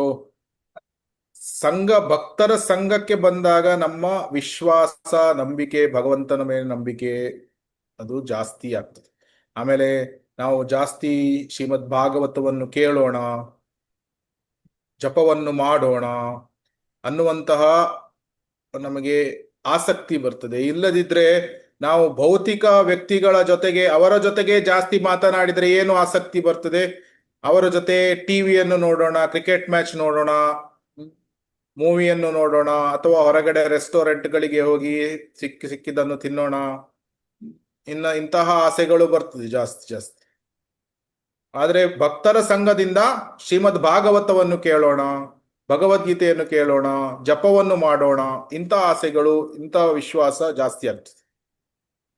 so ಅದರಿಂದ firm faith in Krishna, scriptures and devotional service. ಗುರು, ಸಾಧು, ಶಾಸ್ತ್ರ ಮತ್ತು ದೇವೋತ್ತಮ ಪರಮ ಪುರುಷನಲ್ಲಿ ಗಾಢವಾದ ನಂಬಿಕೆಯನ್ನು ಹೊಂದಿರಬೇಕು.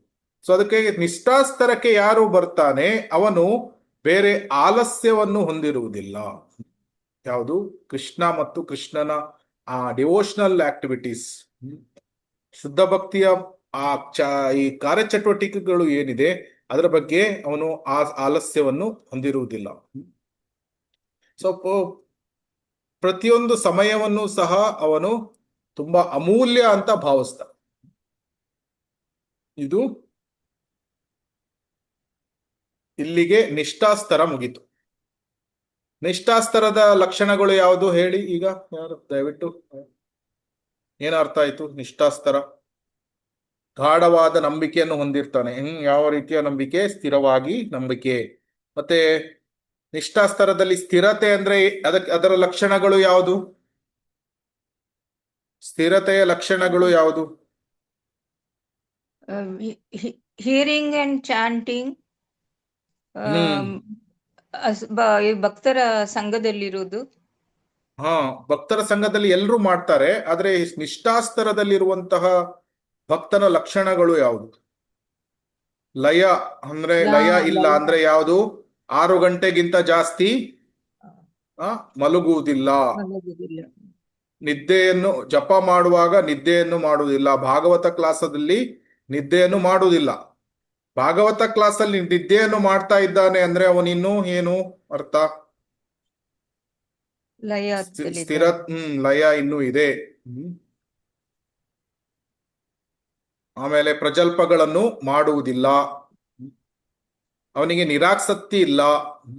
ಆದ್ರಿಂದ ಇದಕ್ಕೆ ಬೆಸ್ಟ್ ಉದಾಹರಣೆ ಅಂದ್ರೆ ಏನು ಅಂದ್ರೆ, ಪ್ರತಿದಿನ ಬ್ರಹ್ಮ ಮುಹೂರ್ತದಲ್ಲಿ ಎದ್ದು ಮಂಗಲಾರತಿ ಮತ್ತು ಜಪವನ್ನು ಬ್ರಹ್ಮ ಮುಹೂರ್ತದಲ್ಲಿ ಮಾಡಿ ಮಾರ್ನಿಂಗ್ ಸಾಧನವನ್ನು ಯಾರು ಸ್ಟ್ರಾಂಗ್ ಆಗಿ ಮಾಡ್ತಾನೆ ಅವನು ಪ್ರತಿದಿನ ಹೆಚ್ಚು ಕಡಿಮೆ ಅವನು ನಿಷ್ಠಾಸ್ತರಕ್ಕೆ ಬಂದಿದ್ದಾನೆ ಅಂತ ಅರ್ಥ. ಇದು ಹೆಚ್ಚು ಕಡಿಮೆ ಒಂದು ಒಂದು ಹೆಚ್ಚು ಕಡಿಮೆ ಇದು ಒಂದು ತೂಗುವಂತಹ ಒಂದು ವಿಧಾನ. ನಾವು ಮತ್ತೆ ಇನ್ನೊಂದು ತೂಗುವಂತಹ ವಿಧಾನ ಅಂದ್ರೆ ಏನು? ರಸಾಸ್ವಾದ ಅಂದ್ರೆ ಗ್ರಾಸ್ ಸೆಕ್ಸ್ ಡಿಸೈರ್ಸ್ಗಳು, ಅಂದ್ರೆ ಸ್ಥೂಲವಾದ ಆಸೆಗಳು, ಯಾವುದು ಕಾಮದ ಆಸೆಗಳು, ಅದು ಇರುವುದಿಲ್ಲ. ಸಟಲ್ ಅಲ್ಲ, ಸೂಕ್ಷ್ಮ ಅಲ್ಲ, ಸ್ಥೂಲವಾದ ಆಸೆಗಳು ಇರುವುದಿಲ್ಲ.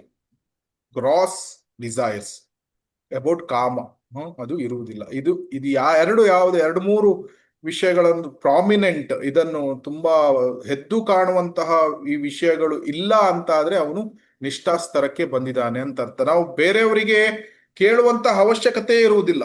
ನಾವು ಪ್ರತಿದಿನ ಬೆಳಿಗ್ಗೆ ಬ್ರಹ್ಮ ಮುಹೂರ್ತದಲ್ಲಿ ಎದ್ದು 4:45 ಎದ್ದು ನಾವು ಮಂಗಳಾರತಿ ಅಟೆಂಡ್ ಮಾಡಿ, ನಾವು ಜಪವನ್ನು ಬೆಳಿಗ್ಗೆ ಮಾಡಿ, ಜಪ ಮಾಡುವಾಗ ನಮ್ಗೆ ನಿದ್ದೆ ಬರುವುದಿಲ್ಲ, ಗಮನವಿಟ್ಟು ಮಾಡ್ತಾ ಇದ್ದೇವೆ, ನಿರಾಸಕ್ತಿ ಇಲ್ಲ, ಆ ನಿರಾಸಕ್ತಿ ಇಲ್ಲದೆ ಜಪವನ್ನು ಮಾಡ್ತಾ ಇದ್ದೇವೆ, ಮಂಗಳಾರತಿಯನ್ನು ಅಟೆಂಡ್ ಮಾಡ್ತಾ ಇದ್ದೇವೆ ಅಂದ್ರೆ ನಿದ್ದೆ ಇಲ್ಲದೆ ನಾವು ನಿಷ್ಠಾಸ್ತರವನ್ನು ತಲುಪಿದ್ದೇವೆ ಅಂತ ಅರ್ಥ. ಆದ್ರೆ ಕೆಲವರು ಪ್ರತಿದಿನ ಮಂಗಳಾರತಿಯನ್ನು ಅಟೆಂಡ್ ಮಾಡಬಹುದು, ಆದ್ರೆ ಭಾಗವತ ಕ್ಲಾಸಲ್ಲಿ ನಿದ್ದೆ ಮಾಡ್ತಾ ಇದ್ದಾರೆ, ಜಪ ಮಾಡುವಾಗ ನಿದ್ದೆ ಮಾಡ್ತಾ ಇದ್ದಾರೆ. ಅವರು ಇನ್ನೂ ನಿಷ್ಠಾಸ್ತರ ತಲುಪಿಲ್ಲ, ಇನ್ನು ತಲುಪಲಿಕ್ಕೆ ಪ್ರಯತ್ನವನ್ನು ಮಾಡ್ತಾ ಇದ್ದಾರೆ ಅಂತ ಅರ್ಥ. ಜಪ ಮಾಡುವಾಗ ನಿದ್ದೆ ಮಾಡ್ತಾ ಇದ್ದಾರೆ ಅಂದ್ರೆ ಲಯ ಇದೆ. ಸೊ ಅಫ್ಕೋರ್ಸ್ ಅಪರೂಪಕ್ಕೆ ಮಾಡುವುದಂದ್ರೆ ಹಿಂದಿನ ದಿನ ನಿದ್ದೆ ಇಲ್ಲದೆ ಇರಬಹುದು, ಆದ್ರೆ ರೆಗ್ಯುಲರ್ ಬೇಸಿಸ್ ಮೇಲೆ ಅಂದ್ರೆ ಸ್ಪಷ್ಟವಾಗಿ ಕಾಣ್ತದೆ 6 ಗಂಟೆಗಿಂತ ಜಾಸ್ತಿ ನಿದ್ದೆ, ತಮೋ ಗುಣಗಳು. ಸೊ ಈ ರೀತಿ, ಸೊ ಇದು ನಿಷ್ಠೆಯ ಲಕ್ಷಣಗಳು. ಮುಂದಿನ ಸ್ತರ ಏನು? ನಿಷ್ಠ ಆದ್ಮೇಲೆ ಬರುವಂತ ಸ್ತರ ರುಚಿ. ರುಚಿಯ ಸಿಂಟಮ್ಸ್ಗಳು ತುಂಬಾ ಸುಲಭ ಪತ್ತೆ ಹಚ್ಚಲಿಕ್ಕೆ. ವಾಸುದೇವ ಕಥಾ ರುಚಿ, ಕೃಷ್ಣ ಕಥೆ ರುಚಿ, ಮತ್ತು ಜಪ ಮಾಡಲಿಕ್ಕೆ ರುಚಿ. ಇದಕ್ಕೆ ತುಂಬಾ ಸುಲಭವಾದ ಉದಾಹರಣೆಯನ್ನು ನಾವು ಉಪದೇಶಾಮೃತದಲ್ಲಿ ನಾವು ನೋಡಿದ್ವಿ. ಏನದು? Sugar cane. ಇದು ಯಾರು ಹೇಳ್ತೀರಿ? Sugar cane.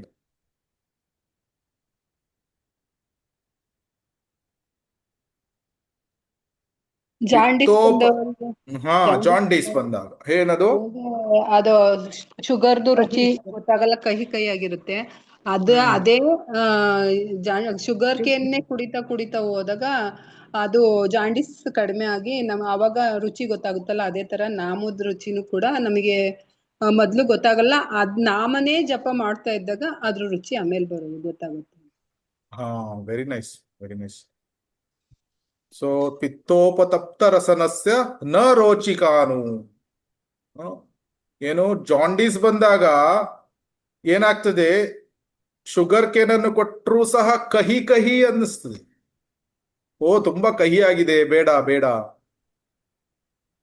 ಆದ್ರೆ ಅದೇ ಶುಗರ್ ಕೇನ್ ಅನ್ನು ಕುಡಿತಾ ಹೋದಾಗ ಏನಾಗ್ತದೆ ಅವನಿಗೆ? ಕಡಿಮೆ, ಆ ಪಿತ್ತೋಪತಪ್ತ ರಸನಸ್ಯ ಅದು ಕಡಿಮೆ ಆಗ್ತಾ ಬರ್ತದೆ. ಆಮೇಲೆ ಏನು? ಅವನಿಗೆ ಆ ಶುಗರ್ ಕೇನ್ ಕುಡಿಬೇಕಾದ್ರೆ ತುಂಬಾ ರುಚಿ ಅಂತ ಅನ್ನಿಸ್ತದೆ. Actually sugar cane is very sweet. So ಅದರ ರುಚಿ ಪತ್ತೆ ಆಗ್ಬೇಕಾದ್ರೆ ಒಬ್ಬನು ಆ ಜಾಂಡೀಸ್, ಆ ಪಿತ್ತದ ಈ ಸಿಂಪ್ಟಮ್ಸ್ಗಳು, ಲಕ್ಷಣಗಳು ಇರಬಾರ್ದು. ಆವಾಗ ಅವನಿಗೆ ಅದರ ರುಚಿ ಕಾಣ್ತದೆ.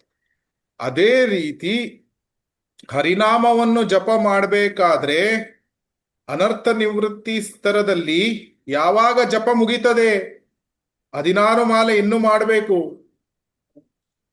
ಜಪಮಾಲೆಯನ್ನು ಸೈಡಿಗೆ ಇಡೋಣ, ಇದೆಲ್ಲ ಅನರ್ಥ ನಿವೃತ್ತಿ. ಯಾಕಂದ್ರೆ ತುಂಬಾ ಅನರ್ಥಗಳು ಕಾಡ್ತಾ ಇದೆ ಹೃದಯದಲ್ಲಿ. ಅನ್ವಾಂಟೆಡ್, ಬೇಡದೇ ಇರುವಂತಹ ವಿಷಯಗಳು, ಈ ಅಭದ್ರ ವಿಷಯಗಳು. ಭದ್ರ ಭದ್ರ.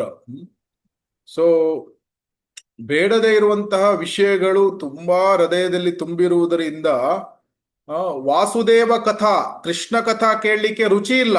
ಭಾಗವತಂ ಕ್ಲಾಸ್ ಯಾವಾಗ ಮುಗಿತದೆ, ಚಾಂಟಿಂಗ್ ಯಾವಾಗ ಮುಗಿತದೆ, ಈ ರೀತಿಯ ಭಾವನೆಗಳು ಮೊದಲು ಇರ್ತದೆ ಯಾವಾಗ ಭವರೋಗ ಇದ್ದಾಗ. ಆದ್ರೆ ಆ ಭವರೋಗ ಜಾಂಡೀಸ್ ಏನೋ ಹೋದಾಗೆ, ಅದಕ್ಕೆ ಗುಣಮುಖ ಆದಾಗೆ ವಾಸುದೇವ ಕಥಾ ರುಚಿ ಬರ್ತದೆ ಕೃಷ್ಣ ಕಥೆಯನ್ನು ಕೇಳಲಿಕ್ಕೆ. 1 ಅವರ್ ಕೇಳಿದ್ರೂ ಸಾಕಾಗುವುದಿಲ್ಲ, 2 ಅವರ್ ಕೇಳೋಣ, 3 ಅವರ್ ಕೇಳೋಣ, ಟೈಮ್ ಇದ್ರೆ 4 ಅವರು ಕೇಳೋಣ. ಇದು ರುಚಿಸ್ತರ. ಜಪನು ಹಾಗೆ, 16 ಮಾಲೆ ಯಾಕೆ, 20 ಮಾಲೆ ಮಾಡೋಣ, 30 ಮಾಲೆ ಮಾಡೋಣ, 32 ಮಾಲೆ ಮಾಡೋಣ. ಸೊ ಈ ರೀತಿ he can go on and on, on and on. ರುಚಿಸ್ತರದ ಲಕ್ಷಣಗಳು ಏನು ಅಂದ್ರೆ, ಭಕ್ತಿ ಸೇವೆಯನ್ನು ಬೆಳಿಗ್ಗಿಂದ ಮಾಡ್ತಾ ಇದ್ರೂ ಸಹ ಅವನಿಗೆ ಸಾಕಾಗುವುದಿಲ್ಲ. ಅನರ್ಥ ನಿವೃತ್ತಿ ಸ್ತರದಲ್ಲಿ 2 ಗಂಟೆ ಜಪ ಮಾಡಬೇಕಾದ್ರೆ ಸುಸ್ತು ಆಗ್ಬಹುದು, ತುಂಬಾ ಮನಸ್ಸು ಸೋತ್ ಹೋಗ್ಬಹುದು. ಆದ್ರೆ ರುಚಿ ಸ್ತರದಲ್ಲಿ ಮನಸ್ಸು ಸೋತ್ ಹೋಗುವುದಿಲ್ಲ, ಸುಸ್ತಾಗುವುದಿಲ್ಲ. ಭಕ್ತಿ ಸೇವೆಯನ್ನು ಸತತವಾಗಿ ಮಾಡ್ಬೋದು, ಕಂಟಿನ್ಯೂಸ್ ಆಗಿ ಮಾಡ್ಬೋದು. ಸೊ ಆದ್ರಿಂದ ರುಚಿಸ್ತರ ಅಫ್ಕೋರ್ಸ್ ಮಾಧುರ್ಯ ಕದಮಿನಲ್ಲಿ ತುಂಬಾ ಡೀಪ್ ಆಗಿ ಬರ್ದಿದ್ದಾರೆ, ಅಷ್ಟು ಡೀಪ್ ಆಗಿ ಹೋಗುದು ಬೇಡ. ಬಟ್ ಹೆಚ್ಚು ಕಡಿಮೆ ಏನು ಅಂದ್ರೆ, ಹೇಗೆ ಜಾಂಡೀಸ್ ಮುಕ್ತ ವ್ಯಕ್ತಿಗೆ ಆ ಶುಗರ್ ಕೇನ್ ನ ರುಚಿ ಗೊತ್ತಾಗ್ತದೆ, ಅದೇ ರೀತಿ ರುಚಿಸ್ತರಕ್ಕೆ ತಲುಪಿದಂತಹ ಭಕ್ತನಿಗೆ ಆ ಹರಿನಾಮದ ರುಚಿ ಗೊತ್ತಾಗ್ತದೆ, ಕೃಷ್ಣ ಕಥೆಯ ರುಚಿ ಗೊತ್ತಾಗ್ತದೆ. ಮತ್ತೆ ಅವನು ಬೆಳಗ್ಗಿಂದ ಸಂಜೆ ತನಕ ಅವನು ಭಕ್ತಿ ಸೇವೆಯ ಕಾರ್ಯಚಟುವಟಿಕೆಗಳನ್ನು ಮಾಡಿದಾಗ ಅವನಿಗೆ ಸಾಕಾಗುವುದಿಲ್ಲ. ಹಿ ಡಸಂಟ್ ಬಿಕಮ್ ಟಯರ್ಡ್ ಆಗುವುದಿಲ್ಲ. ಅವನು ಯಾವಾಗ ಟಯರ್ಡ್ ಆಗ್ತದೆ, ಅಥವಾ ನಾವು ದೇವಸ್ಥಾನದಿಂದ ಓಡಿ ಹೋಗೋಣ, ಸಾಕು ಸಂಡೇ ಫೀಸ್ಟ್ ಮುಗೀತಲ್ಲ ಮನೆಗೆ ಓಡಿ ಹೋಗ್ಬಿಡೋಣ, ಈ ರೀತಿಯ ಭಾವನೆಗಳು ಬರ್ತಾ ಇದ್ರೆ ಇನ್ನೂ ಅನರ್ಥ ನಿವೃತ್ತಿ ಸ್ತರದಲ್ಲೇ ಇದ್ದ. ಯಾಕಂದ್ರೆ ದೇವಸ್ಥಾನದಿಂದ ಓಡಿ ಹೋಗೋಣ, ಅಥವಾ ಆ ಸ್ಥಳವನ್ನು ಖಾಲಿ ಮಾಡೋಣ, ಮನೆಗೆ ಹೋಗೋಣ, ಮನೆಯಲ್ಲಿ ನಾನು ರಿಲ್ಯಾಕ್ಸ್ ಆಗಿರ್ತೇನೆ, ಇಂತಹ ಭಾವನೆಗಳು ಬಂದ್ರೆ ಅವನಿಗೆ ಟಯರ್ಡ್ ಆಗ್ತಾ ಇದೆ ಭಕ್ತಿ ಸೇವೆಯಲ್ಲಿ. ಅವನಿನ್ನು ರುಚಿಸ್ತರ ತಲುಪಿಲ್ಲ. ರುಚಿಸ್ತರಕ್ಕೆ ತಲುಪಿದವನು ಬೆಳಗಿಂದ ಸಂಜೆ ತನಕ ಸೇವೆಗಳನ್ನು ಮಾಡಿದ್ರೂ ಸಹ ಅವನಿಗೆ ಸಾಕಾಗುವುದಿಲ್ಲ, ಟಯರ್ಡ್ನೆಸ್ ಆಗುತ್ತೆ. ಮತ್ ಅದರ ಬದಲಿಗೆ ಅವನಿಗೆ ರುಚಿ ಇದೆ, ಇನ್ನೂ ಮಾಡೋಣ, ಇನ್ನೂ ಸ್ವಲ್ಪ ಜಾಸ್ತಿ ಮಾಡೋಣ, ಇನ್ನೂ ಸ್ವಲ್ಪ ಜಪ ಮಾಡೋಣ, ಇನ್ನೂ ಸ್ವಲ್ಪ ಟೈಮ್ ಇದೆ, ಕೃಷ್ಣ ಕಥೆ ಕೇಳೋಣ, ಆ ಮಹಾರಾಜ್ ಲೆಕ್ಚರ್ ಕೇಳೋಣ. ಸೊ ಈ ರೀತಿ ನನ್ನ ಪ್ರಭುಪಾದರ ಲೆಕ್ಚರ್ಗಳನ್ನು ಹಾಕೋಣ. ಬೆಳಿಗ್ಗೆ ಎದ್ದ ತಕ್ಷಣ ಪ್ರಭುಪಾದರ ಲೆಕ್ಚರ್, ರಾತ್ರಿ ಮಲಗುವಾಗ ಕೃಷ್ಣ ಬುಕ್ ಅನ್ನು ಓದುವುದು, ಶ್ರೀಮದ್ ಭಾಗವತವನ್ನು ಓದುವುದು, ಶಿಲಾ ಪ್ರಭುಪಾದರ ಪುಸ್ತಕಗಳನ್ನು ಗಂಟೆಗಟ್ಟಲೆ ಓದಬಹುದು. ಸೊ ಈ ರೀತಿ ರುಚಿಸ್ತರ. ಆದ್ರೆ ರುಚಿಸ್ತರದಲ್ಲಿ ರುಚಿ ಭಕ್ತಿಯ ಕಾರ್ಯಚಟುವಟಿಕೆಗಳಿಗೆ ರುಚಿ ಇರ್ತದೆ. ಅದರ ನೆಕ್ಸ್ಟ್ ಸ್ತರ ಏನಿದೆ ಅದು ಆಸಕ್ತಿ ಸ್ತರ. ರುಚಿ ಮತ್ತು ಆಸಕ್ತಿ ಸ್ತರಕ್ಕೆ ಏನು ವ್ಯತ್ಯಾಸ ಅಂದ್ರೆ, ರುಚಿ ಅಂದ್ರೆ ಭಕ್ತಿ ಸೇವೆಯ ಕಾರ್ಯಚಟುವಟಿಕೆಗಳಿಗೆ ತುಂಬಾ ರುಚಿ, ಮತ್ತೆ ಅದು ಈ ಒಂದು ಮಾಡ್ತಾ ಇರೋಣ ಅನ್ನುವಂತಹ ಭಾವನೆ ಇರ್ತದೆ. ಆಸಕ್ತಿಯಲ್ಲಿ ಕೃಷ್ಣನ ಕಡೆಗೆ ಗಮನ ಹೋಗ್ತದೆ. ಐ ನಂದ ತನುಜ ಕಿಂಕರ ಪತಿತಂ ಮಾಂ ವಿಷಮೇ ಭವಾಂಬುದೋ ಕೃಪಯಾ ತವ ಪಾದ ಪಂಕಜ ಸ್ಥಿತಧೂಲಿ ಸದೃಶಂ ವಿಚಿಂತಯ. ಅಟ್ಯಾಚ್ಮೆಂಟ್ ಟುವರ್ಡ್ಸ್ ಕೃಷ್ಣ, ಭಕ್ತಿ ಸೇವೆಯ ಇದು ಕಾರ್ಯಚಟುವಟಿಕೆಗಿಂತ ಜಾಸ್ತಿ ಆಸಕ್ತಿ ಭಗವಂತನ ಮೇಲೆ ಹೋಗ್ತದೆ. ಭಗವಂತನ ರೂಪ ನೋಡೋಣ, ಭಗವಂತನ ದಿವ್ಯ ಲೀಲೆಗಳನ್ನು ಕೇಳೋಣ. ಸೊ ಭಗವಂತನನ್ನು ನೋಡ್ಬೇಕು. ಮತ್ ಸೊ ಆ attachment towards lord, that is ಆಸಕ್ತಿ ಸ್ಟೇಜ್. ಅದನ್ನು ಏನ್ ಹೇಳ್ತಾರೆ, ಅಟ್ಯಾಚ್ಮೆಂಟ್. ಏನು ಅಂದ್ರೆ ಭಕ್ತಿ ಸೇವೆಯ ಕಾರ್ಯಚಟುವಟಿಕೆಗಳಿಗೆ ರುಚಿ ಇದೆ, ಅದಕ್ಕಿಂತ ಜಾಸ್ತಿ ಅಟ್ಯಾಚ್ಮೆಂಟ್ ಭಗವಂತನ ಕಡೆಗೆ ಇದೆ. ಸೊ ಭಗವಂತನ ವಿಗ್ರಹಗಳನ್ನು ನೋಡಿದ ತಕ್ಷಣ ತುಂಬಾ ಸಂತೋಷ ಆಗ್ತದೆ. ಇದಕ್ಕೆ ಆಸಕ್ತಿ ಸ್ತರದ ಒಂದು ಲಕ್ಷಣ ಏನು ಅಂದ್ರೆ, ನಮ್ಮ ಹೃದಯದಲ್ಲಿ ಪರಮಾತ್ಮನ ದರ್ಶನ ಅಂದ್ರೆ ವಿಷನ್ ಆಫ್ ದ ಲಾರ್ಡ್ ಕೆಲವೊಮ್ಮೆ ಬರ್ತದೆ, ಕೆಲವೊಮ್ಮೆ ಹೋಗ್ತದೆ, ಕೆಲವೊಮ್ಮೆ ಬರ್ತದೆ, ಕೆಲವೊಮ್ಮೆ ಹೋಗ್ತದೆ. ಇದು ಆಸಕ್ತಿ ಸ್ತರ. ಇಟ್ ಈಸ್ ಲೈಕ್ ಆಸಕ್ತಿ ಅಂದ್ರೆ ಹೂ ತುಂಬಾ ಅರಳಬೇಕಾದ್ರೆ ಮೊದಲು ಒಂದು ಸಣ್ಣ ಮೊಗ್ಗು ಬರ್ತದೆ. ಆ ಮೊಗ್ಗು ಆಸಕ್ತಿ ಸ್ತರ. ತುಂಬಾ ಅರಳಿರುವಂತಹ ಗುಲಾಬಿ ಇದ್ರೆ ಆ ಗುಲಾಬಿ ಅರಳುವ ಮೊದಲು ಒಂದು ಸಣ್ಣ ಮೊಗ್ಗು ಬರ್ತದೆ ಆ ಗಿಡದಲ್ಲಿ. ಆ ಮೊಗ್ಗನ್ನು ಆಸಕ್ತಿ ಸ್ತರಕ್ಕೆ ಹೋಲಿಸಲಾಗಿದೆ. ಸೊ ಆದ್ರಿಂದ ಹೃದಯದಲ್ಲಿ ಪರಮಾತ್ಮನನ್ನು ಕಾಣಬಹುದು. ಸೊ ಆದ್ರೆ ಆ ವಿಷನ್ ಏನಿದೆ ಕೆಲವೊಮ್ಮೆ ಬರ್ತದೆ, ಕೆಲವೊಮ್ಮೆ ಹೋಗ್ತದೆ. ಆ ರೀತಿ ಆದ್ರೆ ಒಬ್ಬನು ಆಸಕ್ತಿ ಸ್ತರವನ್ನು ತಲುಪಿದಾನೆ ಅಂತ ಅರ್ಥ. ನೆಕ್ಸ್ಟ್ ಸ್ಟೇಜ್ ಏನಿದೆ ಅದು ಭಾವಸ್ತರ ಅಥವಾ ರತಿ ಅಂತ ಹೇಳ್ತಾರೆ. ಭಾವಸ್ತರದಲ್ಲಿ ಆ ಮೊಗ್ಗು ಸ್ವಲ್ಪ ಅರಳಿದೆ, ಸ್ವಲ್ಪ ಅದನ್ನು ಭಾವ ಅಂತ ಹೇಳ್ತಾರೆ. ಭಾವದಲ್ಲಿ 9 ಲಕ್ಷಣಗಳು ಇದೆ. ವಿರಕ್ತಿ, ಮಾನ್ಯಶೂನತ ಅಂತ ಆ ರೀತಿ ನಾಮರುಚಿ ಅಂದ್ರೆ ಬೃಂದಾವನ, ಮಥುರಾ ಅಂತ ಸ್ಥಳಗಳಲ್ಲಿ ವಾಸ ಮಾಡುವಂತಹ ತೀವ್ರವಾದ ಆಸೆ, ಮತ್ತು ಈ ಭೌತಿಕ ಈ ದಿಷ್ಟೆಯಲ್ಲಿ ರಸಾಸ್ವಾದ ಸ್ವಲ್ಪ ಆಸಕ್ತಿ ಇತ್ತು. ಆದ್ರೆ ಭಾವದಲ್ಲಿ ಅಂತಹ ಆಪೋಸಿಟ್ ಸೆಕ್ಸ್ಗಳಿಗೆ ಅಂದ್ರೆ ಇಂದ್ರಿಯ ವಸ್ತುಗಳಿಗೆ ಇಂತಹ ಯಾವ ಆಕರ್ಷಣೆಗಳು ಕೂಡ ಇರುವುದಿಲ್ಲ. ಕಾಮ ಇರುವುದಿಲ್ಲ, ಕಾಮ ಆಲ್ಮೋಸ್ಟ್ ಇರುವುದಿಲ್ಲ. ಬರೇ ಅಪರಾಧದ ಸಲುವಾಗಿ ಭಗವಂತನ ಮಾನಿಟರ್ ಅಡಿಯಲ್ಲಿ ಕೆಲವೊಮ್ಮೆ ಭರತ ಮಹಾರಾಜ ಹೇಗೆ ಆ ಜಿಂಕೆಗೆ ಆಕರ್ಷಿತನಾದ ಅಂತಹ ಸಣ್ಣ ಸಣ್ಣ ಆಕರ್ಷಣೆಗಳು ಇರಬಹುದು. ಆದ್ರೆ ಕಾಮದ ಆಕರ್ಷಣೆಗಳು ಅದೆಲ್ಲ ಇರುವುದಿಲ್ಲ. ಸೊ ಈ ಭಾವಸ್ತರದಲ್ಲಿ ಒಬ್ಬನು ಆಸಕ್ತಿ ಸ್ತರದಲ್ಲೇ ಅಭ್ಯಾಸ ಮಾಡಲಿಕ್ಕೆ ಆರಂಭ ಮಾಡಿರ್ತಾನೆ, ರಾಗಾನುಗ ಸಾಧನ ಭಕ್ತಿ. ಭಾವಸ್ತರದಲ್ಲಿ ಅವನ ಈ ಪರ್ಟಿಕ್ಯುಲರ್ ರಸ ಏನಿದೆ ಅವನ ಆಧ್ಯಾತ್ಮಿಕ ಲೋಕದಲ್ಲಿ ಅದು ಸ್ಪಷ್ಟವಾಗ್ತದೆ. ಆಮೇಲೆ ಭಾವಸ್ತರದ ಕೊನೆಗೆ ಅಂದ್ರೆ ಆಲ್ಮೋಸ್ಟ್ ಭಾವಸ್ಟೇಜ್ ಅದು ಪರಿಪಕ್ವ ಆಗುವಂತಹ ಸಮಯದಲ್ಲಿ ಒಬ್ಬನಿಗೆ ಸ್ವರೂಪ ಸಿದ್ಧಿ ಆಗ್ತದೆ. ಸ್ವರೂಪ ಸಿದ್ಧಿ ಅಂದ್ರೆ ಏನು? ಸ್ವರೂಪ ಸಿದ್ಧಿ ಅಂದ್ರೆ ಏನು? ಜೀವಿಯರ ಸ್ವರೂಪವಾಗಿ ಕೃಷ್ಣರ ನಿತ್ಯದ. ಅದು ನಿಜವಾದ ಸ್ವರೂಪ ಸಿದ್ಧಿ, ಹೌದು. ಆದ್ರೆ ನಿಜವಾದ ಸ್ವರೂಪ ಸಿದ್ಧಿ ಅದರ ಪರ್ಫೆಕ್ಷನ್ ಯಾವಾಗ ಆಗ್ತದೆ? ಜೀವರ ಸ್ವರೂಪ ಕೃಷ್ಣರ ನಿತ್ಯ ದಾಸ್, ಅದರ ಪರ್ಫೆಕ್ಷನ್ ಸಾಕ್ಷಾತ್ಕಾರ, ಸಂಪೂರ್ಣ ಸಾಕ್ಷಾತ್ಕಾರ ಭಾವಸ್ತರದಲ್ಲಿ ಆಗ್ತದೆ. ಅದನ್ನು ಸ್ವರೂಪ ಸಿದ್ಧಿ ಅಂತ ಹೇಳ್ತಾರೆ. ಸ್ವರೂಪ ಸಿದ್ಧಿ ಅಂದ್ರೆ ಏನು? ನಾವು ಕೃಷ್ಣನಿಗೆ ಯಾವ ರೀತಿ ಸೇವೆ ಮಾಡ್ತಿದೀವಿ, ಯಾವ ಭಾವದಲ್ಲಿ, ಅದೇ ಮಾಧುರ್ಯ, ವಾತ್ಸಲ್ಯ ಗೊತ್ತಾಗುತ್ತೆ. ಹಾ, ಅದು ಮತ್ತೆ ನಮ್ಮ ಆಧ್ಯಾತ್ಮಿಕ ಲೋಕದಲ್ಲಿ ನಾವು ಏನಾಗಿದ್ದೀವಿ, ಯಾವ ದೇಹ ಇದೆ ನಮ್ಗೆ, ಅದು ಬೇರೆ ಬೇರೆ ವಿಷಯಗಳು ಗೊತ್ತಾಗ್ತದೆ ಸ್ವರೂಪ ಸಿದ್ಧಿಯ ಸಮಯದಲ್ಲಿ. ಏನು ನಮ್ಮ ಹೆಸರು ಏನು, ಆಧ್ಯಾತ್ಮಿಕ ಲೋಕದಲ್ಲಿ ನಮ್ಮ ಹೆಸರೇನು, ನಮ್ಗೆ ಎಷ್ಟು ವರ್ಷ ಅಲ್ಲಿ, ನಾನು ಏನಾಗಿದ್ದೀನಿ, ನನ್ನ ದೇಹ ಏನು, ಗೋಪಿ ಆಗಿದ್ದೀನ, ಗೋಪ ಆಗಿದ್ದೀನಿ, ಗೋಪ ಆದ್ರೆ ಎಷ್ಟು ವಯಸ್ಸು, ನನ್ನ ಹೆಸರೇನು, ನಾನು ಯಾವ ಬೃಂದಾವನದ ಯಾವ ಭಾಗದಲ್ಲಿ ಸೇವೆಗಳನ್ನು ಮಾಡ್ತಾ ಇದ್ದೇನೆ, ಸೇವಾ ಕುಂಜ್, ಯಮುನಾದಲ್ಲೇ, ಕೇಶಿಘಾಟಲ್ಲೋ, ಅಥವಾ ಗೋವರ್ಧನಲ್ಲೋ, ರಾಧಾಕುಂಡಲ್ಲೋ, ಅಥವಾ ಕುಸುಮ ಸರೋವರಲ್ಲೋ ಎಲ್ಲಿ ಮಾಡ್ತಾ ಇದ್ದೇನೆ ಸೇವೆ, ಇದೆಲ್ಲ ಗೊತ್ತಾಗ್ತದೆ. ಅದನ್ನು ಸ್ವರೂಪ ಸಿದ್ಧಿ ಅಂತ ಹೇಳ್ತಾರೆ. ಆಧ್ಯಾತ್ಮಿಕ ಲೋಕದಲ್ಲಿ ನನ್ನ ಆಧ್ಯಾತ್ಮಿಕ ದೇಹ ಯಾವುದು ಅದು ಗೊತ್ತಾಗ್ತದೆ. ಅದು ಯಾವ ರಸದಲ್ಲಿ ನಾನು ದಾಸ್ಯ ರಸದಲ್ಲಿ ಸೇವೆ ಮಾಡ್ತೇನೋ ಕೃಷ್ಣನಿಗೆ, ಅಥವಾ ಸಖ್ಯ ರಸದಲ್ಲಿ ಅವನ ಸೇವೆ ಮಾಡ್ತೇನೋ, ಅಥವಾ ನಾನು ಸಖ ಆಗಿದ್ರೆ ಯಾವ ಹೆಸರು, ನನ್ನ ಸಖನ ಹೆಸರು. ಈಗ ಪ್ರತಿಯೊಬ್ಬ ಸಖರಿಗೆ ಒಂದೊಂದು ಹೆಸರು ಇರ್ತದೆ.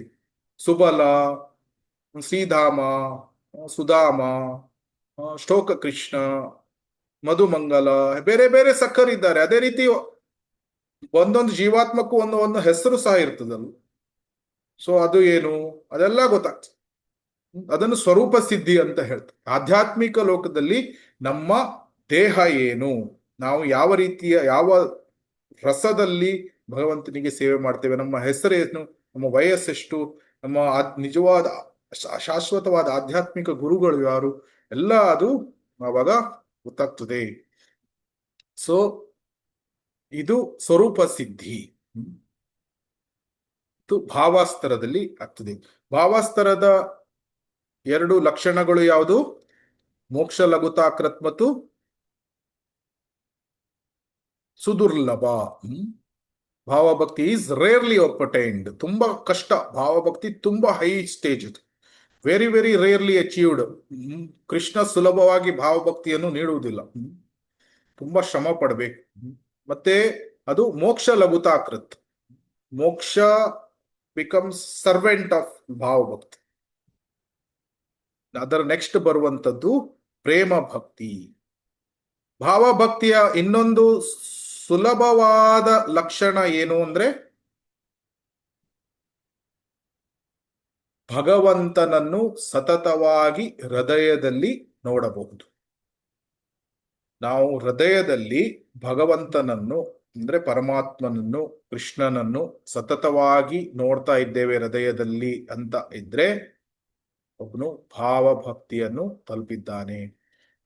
ಕೃಷ್ಣನ ನೋಡಬಹುದು, ಸ್ವಲ್ಪ ಆಮೇಲೆ ಕಾಣಿಸುವುದಿಲ್ಲ, ನೋಡಬಹುದು, ಕಾಣಿಸುವುದಿಲ್ಲ. ಈ ತರ ಯಾವುದು? ಆಸಕ್ತಿ. ಕೆಲವೊಮ್ಮೆ ಕಾಣಬಹುದು, ಕೆಲವೊಮ್ಮೆ ಕಾಣುವುದಿಲ್ಲ, ಕೆಲವೊಮ್ಮೆ ಕಾಣಬಹುದು, ಇದು ಆಸಕ್ತಿ. ಸತತವಾಗಿ ಕಾಣಬಹುದು ಭಾವ ಎಲ್ಲಿ? ಹೃದಯದಲ್ಲಿ. ಪ್ರೇಮಾಸ್ತರದಲ್ಲಿ ಏನು? ಪ್ರೇಮಾಸ್ತರದಲ್ಲಿ ಕೃಷ್ಣನ್ನು ಹೊರಗಡೆ ಕೂಡ ನೋಡ್ಬೋದು, ಒಳಗೂ ನೋಡ್ಬೋದು, ಹೊರಗೂ. ಸೊ ಎಲ್ಲ ಕಡೆ ಕೃಷ್ಣನನ್ನು ನೋಡ್ತಾನೆ ಶುದ್ಧ ಭಕ್ತ, ಪ್ರೇಮ ಭಕ್ತ. ಸೊ ಅಣುಗಳಲ್ಲೂ ಕೃಷ್ಣನನ್ನು ಕಾಣಬಹುದು. ಮತ್ತು ಭಗವಂತನ ವಿಗ್ರಹ ನೋಡಿದಾಗ ನಿಜವಾಗಿ ರಾಧಾಕೃಷ್ಣರು ಕಾಣಿಸ್ತಾರೆ. ಇದು ಪ್ರೇಮಾಸ್ತರ. ಸೊ ಪ್ರೇಮಾಸ್ತರ ಇದು 2 ಪ್ರಮುಖ ಲಕ್ಷಣಗಳು ಯಾವುದು? ಕೃಷ್ಣಾಕರ್ಷಿಣಿ ಮತ್ತು ಸಾಂದ್ರಾನಂದ ವಿಶೇಷಾತ್ಮ. ಸೂಪರ್ ಬ್ಲಿಸ್, ತುಂಬಾ ಅತೀವವಾದ ಹ್ಯಾಪಿನೆಸ್. ಆಮೇಲೆ ಕೃಷ್ಣನನ್ನು ಆಕರ್ಷಣೆ ಮಾಡುತ್ತದೆ. ಅದರಿಂದ ಸುಲಭವಾದ ಲಕ್ಷಣ ನಾನು ಏನ್ ಹೇಳಿದ್ದು, ಹೃದಯದಲ್ಲೂ ಕೃಷ್ಣನನ್ನು ನೋಡ್ಬೋದು, ಹೊರಗಡೆನೂ ಕೃಷ್ಣನನ್ನು ನೋಡ್ಬೋದು. ಇದು ಪ್ರೇಮಸ್ತರ. ಭಾವಸ್ತರದಲ್ಲಿ ಹೊರಗಡೆ ಕಾಣಿಸ್ತಾ ಇರುವುದಿಲ್ಲ, ಒಳಗಡೆ ಮಾತ್ರ ಕಾಣಿಸ್ತಾನೆ. ಯಾವಾಗ ಹೊರಗಡೆನೂ ಕಾಣಿಸ್ತಾನೆ ಭಗವಂತ, ಆವಾಗ ಪ್ರೇಮಸ್ತರ. ಸೊ ಪ್ರೇಮಸ್ತರದ ಇದು ಕೃಷ್ಣಾಕರ್ಷಿಣಿ ಮತ್ತು ಸಾಂದ್ರಾನಂದ ವಿಶೇಷಾತ್ಮ. ಸೊ ಪ್ರೇಮವನ್ನು ಪಡೆದಂತಹ ಭಕ್ತ ಅವನು ಭಗವಂತನ ಜೊತೆ ಸತತವಾಗಿ ಅವನ ರೂಪ, ಗುಣ, ಲೀಲೆಗಳ ಜೊತೆ ಅವನು ಟಚ್ ಅಲ್ಲಿ ಇರ್ತಾನೆ. ಸೊ ಪ್ರೇಮ ಏನಿದು ಕೃಷ್ಣ ಪ್ರೇಮ, ಇದು ಪರ್ಫೆಕ್ಷನ್, ನಮ್ಮ ಗುರಿ. ಅದು ಭಗವಂತನನ್ನು ಹೃದಯದಲ್ಲಿ ಹೊರಗಡೆ ಎಲ್ಲೆಲ್ಲೂ ಕಾಣುವುದು ಮತ್ತು ತುಂಬಾ ಜಾಸ್ತಿ ಬ್ಲಿಸ್ ಅನ್ನು ಪಡೆಯುವುದು, ಭಗವಂತನಿಗೆ ಆದಷ್ಟು ನಾವು ಬ್ಲಿಸ್ ಅನ್ನು ಕೊಡುವುದು. ಸೊ ಈ ರೀತಿ ಏನು ಕೃಷ್ಣ ಪ್ರೇಮ ನಮ್ದು ಗುರಿಯಾಗಿದೆ. ಸೊ ಆಸಕ್ತಿ ಸ್ತರದಲ್ಲಿ ಒಬ್ಬನು ಶುದ್ಧ ನಾಮ ಸ್ತರವನ್ನು ತಲುಪ್ತಾನೆ, ಭಾವ ಸ್ತರದಲ್ಲಿ ಭಾವನಾಮವನ್ನು ತಲುಪ್ತಾನೆ, ಪ್ರೇಮ ಸ್ತರದಲ್ಲಿ ಪ್ರೇಮ ನಾಮವನ್ನು ತಲುಪ್ತಾನೆ. ಈ ಶುದ್ಧ ನಾಮದಲ್ಲಿ ತುಂಬಾ ವ್ಯತ್ಯಾಸ ಇಲ್ಲ. ಆಸಕ್ತಿ, ಭಾವ, ಪ್ರೇಮ ತುಂಬಾ ಅಂದ್ರೆ ಮೊಗ್ಗು ಸ್ವಲ್ಪ ಅರಳುವುದು ಮತ್ತೆ ಪೂರ್ಣವಾಗಿ ಅರಳಲಿಕ್ಕೆ ತುಂಬಾ ಸಮಯ ಬೇಕಾಗುವುದಿಲ್ಲ. ನೀವು ಒಬ್ಸರ್ವ್ ಮಾಡಿದ್ರು ಸರಿಯಾಗಿ ಸಾಧನವನ್ನು ಮಾಡಿದ್ರೆ ಬಹುಬೇಗ ಆಸಕ್ತಿಯಿಂದ ಭಾವ ಪ್ರೇಮವನ್ನು ಪಡಿಬಹುದು. ಸೊ ಅದರಿಂದ ಕೆಲವರು ಶುದ್ಧನಾಮ ಅಂದ್ರೆ ಭಾವನಾಮ, ಪ್ರೇಮನಾಮ ಇದು ಎಲ್ಲವನ್ನು ಸೇರಿ ಶುದ್ಧನಾಮ ಅಂತ ಹೇಳ್ತಾರೆ. ಶುದ್ಧನಾಮವನ್ನು ಒಬ್ಬನು ಜಪ ಮಾಡಿದಾಗ ಪರಿಪೂರ್ಣತೆಯನ್ನು ಪಡಿಬಹುದು ಅಂತ ಹೇಳ್ತಾರೆ. ಸೊ ಅದು ಆ ಶುದ್ಧನಾಮ ಅಂದ್ರೆ ನಿಜವಾಗಿ ಪ್ರೇಮನಾಮ. ಸೊ ಪ್ರೇಮನಾಮವನ್ನು ಯಾವಾಗ ಜಪ ಮಾಡ್ತೇವೆ ನಮಗೆ ಕೃಷ್ಣ ಪ್ರೇಮ, ನಮಗೆ ಕೃಷ್ಣ ದಯಪಾಲಿಸ್ತಾನೆ. ಯಾಕಂದ್ರೆ ಅದು ಕೃಷ್ಣನನ್ನು ಆಕರ್ಷಿಸ್ತದೆ. ಶ್ರೀ ಕೃಷ್ಣ ಆಕರ್ಷಿಣಿ. ಸೊ ಈ ರೀತಿ ಬೇರೆ ಬೇರೆ ಸ್ತರಗಳು. ಇದು ಆಕ್ಚುಲಿ ನಾವು ಎಷ್ಟು ಇಂಟೆನ್ಸ್ ತೀವ್ರತೆಯಿಂದ ಜಪವನ್ನು ಮಾಡ್ತಾ ಇದ್ದೇವೆ, ತೀವ್ರತೆಯಿಂದ ನಮ್ಮ ಆಸೆಯನ್ನು ಬೆಳೆಸ್ಕೊಳ್ತಾ ಇದ್ದೇವೆ ಕೃಷ್ಣನನ್ನು ಪಡಿಲಿಕ್ಕೆ, ಅದರ ಮೇಲೆ ಅವಲಂಬಿತವಾಗಿ ಇದೆ. ಒಂದು, ನಮ್ಮ ದೃಢವಾದ ವಿಶ್ವಾಸವನ್ನು ಜಾಸ್ತಿ ಮಾಡಬೇಕು. ಎರಡನೆಯದು ಯಾವುದು? ತೀವ್ರತೆಯಿಂದ ಜಪವನ್ನು ಮಾಡಬೇಕು. ಎಲ್ಲ ಅಪರಾಧಗಳಿಂದ ಮುಕ್ತರಾಗಿ ನಮ್ಮ ತೀವ್ರವಾದ ಆಸೆಗಳನ್ನು ಬೆಳೆಸ್ಕೊಳ್ಬೇಕು. ಏನು? ಭಗವಂತ ಕೃಷ್ಣ ನನಗೆ ಬೇಕೇ ಬೇಕು, ಕೃಷ್ಣ ಪ್ರೇಮ ನನಗೆ ಬೇಕೇ ಬೇಕು, ನಾನು ಕೃಷ್ಣ ಪ್ರೇಮವನ್ನು ಆದಷ್ಟು ಬೇಗ ನಾನು ಪಡಿಬೇಕು. ಆದ್ರಿಂದ ನಾನು ತೀವ್ರತೆಯಿಂದ ಅಭ್ಯಾಸ ಮಾಡ್ತೇನೆ. ನಾನು ತುಂಬಾ ಜಾಗರೂಕತೆಯಿಂದ ಶ್ರೀಮದ್ ಭಾಗವತವನ್ನು ಕೇಳ್ತೇನೆ. ನಾವು ಇದು ನೋಡಿದ್ವಿ, ಶ್ರೀಮದ್ ಭಾಗವತ ಶ್ರವಣ ಅಭ್ಯಾಸ. ಏನು? ಕೇಳುವುದು, ಆಮೇಲೆ ಮನನ ಮಾಡುವುದು, ನಿಧಿಧ್ಯಾಸನ ಅಂದ್ರೆ ನಮ್ಮ ಜೀವನದ ಘಟನೆಗಳ ಜೊತೆ ಭಾಗವತವನ್ನು ನಾವು ಲಿಂಕ್ ಮಾಡ್ತೇವೆ. ಇಲ್ಲಿ ಪ್ರಭುಜಿಗಳು ಈ ಭಾಗವತಂ ಕ್ಲಾಸ್ ಅಲ್ಲಿ ಈ ಪಾಯಿಂಟ್ ಅನ್ನು ಹೇಳಿದ್ರು. ನನ್ನ ಜೀವನದಲ್ಲಿ ಈ ಘಟನೆ ನಡೆದಿತ್ತು. ಆದ್ರಿಂದ ಈ ರೀತಿ ಅಂತ ನಾನು ಆ ನಿಧಿಧ್ಯಾಸನ, ಅದು ಕಂಟೆಂಪ್ಲೇಷನ್ ಎಲ್ಲ ಮಾಡಿದಾಗ ಭಗವಂತ ಅವನಿಗೆ ಪ್ರಸನ್ನ ಆಗ್ತಾನೆ. ಆಮೇಲೆ ಅವನು ನಮಗೆ ಆ ಸಾಕ್ಷಾತ್ಕಾರಗಳನ್ನು ನೀಡ್ತಾನೆ. ಸೊ ಅದರಿಂದ ಸತತವಾಗಿ ಮನನ ಮಾಡ್ಬೇಕು. ನಾವು ಶ್ರೀಮದ್ ಭಾಗವತವನ್ನು ಮನನ ಮಾಡದೇ ಇದ್ರೆ ನಾವು ಇಂದ್ರಿಯ ತೃಪ್ತಿಗಳ ಬಗ್ಗೆ ಆಲೋಚನೆ ಮಾಡ್ತೇವೆ. ಯಾವಾಗ ಕಾಮವನ್ನು ಮಾಡುವುದು, ಯಾವಾಗ ಭೋಗವನ್ನು ಮಾಡುವುದು. ಧ್ಯಾಯತೋ ವಿಷಯಾನ್ ಪುಂಸಂ ಸಂಗಸ್ತೇಷೂಪಜಾಯತೆ ಸಂಗಾತ್ ಸಂಜಯತೆ ಕಾಮ ಕ್ರೋಧೋಭಿಜಾಯತೆ. ಕೃಷ್ಣನ ಬಗ್ಗೆ ಆಲೋಚನೆ ಮಾಡುವುದು ಬಿಟ್ಟು ಬಿಟ್ರೆ ನಾವು ಭೋಗದ ಬಗ್ಗೆನೇ ಆಲೋಚನೆ ಮಾಡುವುದು. ಅದು ಮೂರನೇ ವಿಷಯ ಇಲ್ಲ. ಕೃಷ್ಣನ ಬಗ್ಗೆ ಆಲೋಚನೆ ಮಾಡಬೇಕು, ಭಾಗವತದ ಬಗ್ಗೆ ಆಲೋಚನೆ ಮಾಡಬೇಕು. ಇಲ್ಲದಿದ್ರೆ, ಅದು ಮಾಡದಿದ್ರೆ ಭೋಗದ ಆಲೋಚನೆನೇ ಬರ್ತದೆ. ಹೇಗೆ ಎಂಜಾಯ್ ಮಾಡುವುದು, ಹೇಗೆ ಗಮ್ಮತ್ ಮಾಡುವುದು, ಈ ರೀತಿ ಆಲೋಚನೆಗಳೇ ಬರ್ತದೆ. ಆದರೆ ನಾವು ಯಾವಾಗ್ಲೂ ಸತತವಾಗಿ ಮನನ, ಶ್ರೀಮದ್ ಭಾಗವತದ ಬಗ್ಗೆ, ಭಗವಂತನ ಬಗ್ಗೆ, ಕೃಷ್ಣನ ಬಗ್ಗೆ ಚಿಂತನೆಗಳನ್ನು ಮಾಡುವುದು, ಇದನ್ನು ಮಾಡ್ತಾ ಇದ್ರೆ ಸತತವಾಗಿ ಕಾಮದ ಆಸೆ ಬರ್ಲಿಕ್ಕೆ ಸಾಧ್ಯವಿಲ್ಲ. ಕಾಮ ಯಾವಾಗ ಬರ್ತದೆ? ಕೃಷ್ಣ ಭೂಲಿಯ ಜೀವ್. ಭೂಲಿಯ ಅಂದ್ರೆ ಏನು? ಕೃಷ್ಣನನ್ನು ಮರೆತಾಗ ಭೋಗವಾಂಚಾಕರೆ ಪಾಶತೆ ಮಾಯಾತಾರೆ ಜಪಟಿಯಾದರೆ. ಕೃಷ್ಣನನ್ನು ಮರೆತಾಗ ಭೋಗವಾಂಚ ಬರ್ತದೆ. ಆದ್ರೆ ನಾವು ಸತತವಾಗಿ ಭಾಗವತವನ್ನು ಕೇಳ್ತಾ ಇದ್ದು, ಶಿಲಾ ಪ್ರಭುಪಾದರ ಪುಸ್ತಕಗಳನ್ನು ಓದುವುದು, ಆಮೇಲೆ ಅದರ ಬಗ್ಗೆ ಮನನ ಮಾಡುವುದು, ಅದರ ಬಗ್ಗೆ ನಿಧಿಧ್ಯಾಸನವನ್ನು ಮಾಡುವುದು, ಅದರ ಬಗ್ಗೆ ಪ್ರಚಾರವನ್ನು ಮಾಡುವುದು, ಇದನ್ನೇ ಮಾಡ್ತಾ ಇದ್ರೆ ಆಧ್ಯಾತ್ಮಿಕ ಗುರುಗಳ ಸೇವೆಗಳಲ್ಲಿ spiritual master, service to spiritual master, ಯಾವಾಗ್ಲೂ ಆಲೋಚನೆ ಇದೇನು? ನಮ್ಮ ಗುರುಗಳಿಗೆ ಹೇಗೆ ಸೇವೆಗಳನ್ನು ಮಾಡುವುದು, ಭಾಗವತದ ಪ್ರಚಾರವನ್ನು ಹೇಗೆ ಮಾಡುವುದು, ಇದನ್ನು, ಈ ಕೃಷ್ಣ ಪ್ರಜ್ಞೆಯನ್ನು ಆದಷ್ಟು ಜೀವಾತ್ಮಗಳಿಗೆ ನಾನು ನೀಡಬೇಕು.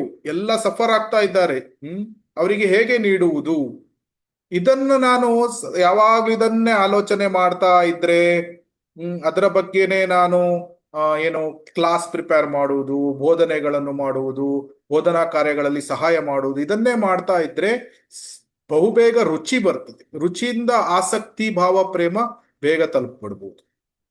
ಆದ್ರೆ ನಾವು ಬರೇ ಭೋಗವನ್ನು ಮಾಡುವುದು ಹೇಗೆ, ಅದು ಆ ರೀತಿ ಎಂಜಾಯ್ ಮಾಡುವುದು ಹೇಗೆ? ಆರಾಮಾಗಿ ನಿದ್ದೆ ಮಾಡೋಣ, 10 ಗಂಟೆ 12 ಗಂಟೆ ಆದ್ರೂ ಪರವಾಗಿಲ್ಲ.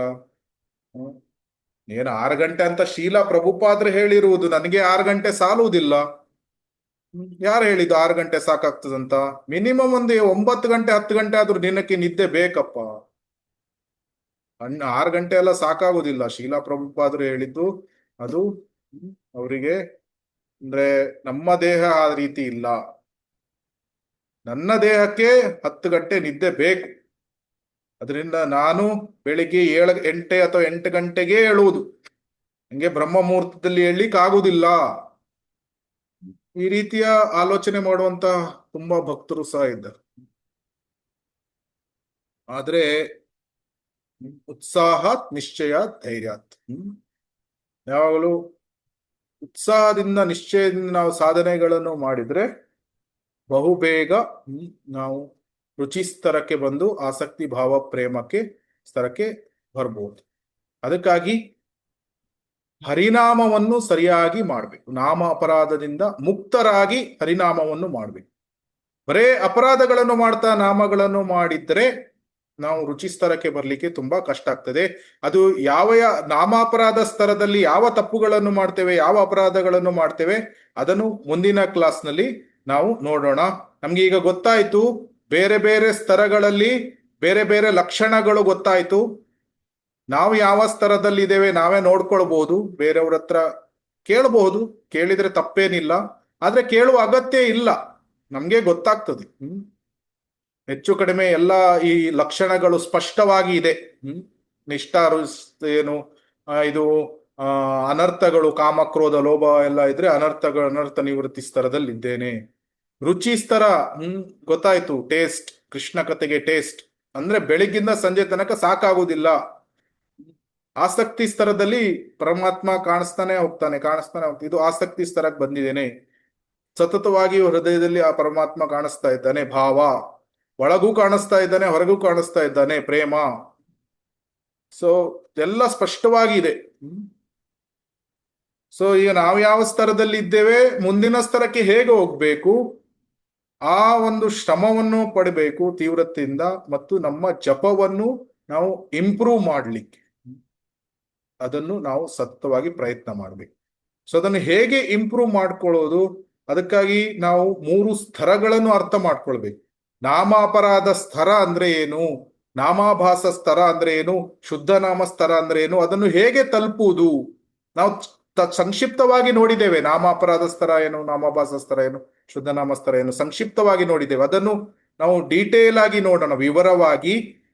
ಆಮೇಲೆ ವಿವರವಾಗಿ ನೋಡ್ಬೇಕಾದ್ರೆ ಆದಷ್ಟು ಬೇಗ ನಾಮ ಅಪರಾಧ ಸ್ತರದಿಂದ ಮೇಲೆ ಬರ್ಬೇಕು. ಯಾಕಂದ್ರೆ ಅಪರಾಧಗಳನ್ನು ಮಾಡ್ಲೇಬಾರ್ದು. ಅಪರಾಧಗಳು ನಮ್ಮನ್ನು, ನಾವು ಏನ್ ನೋಡಿದ್ವಿ,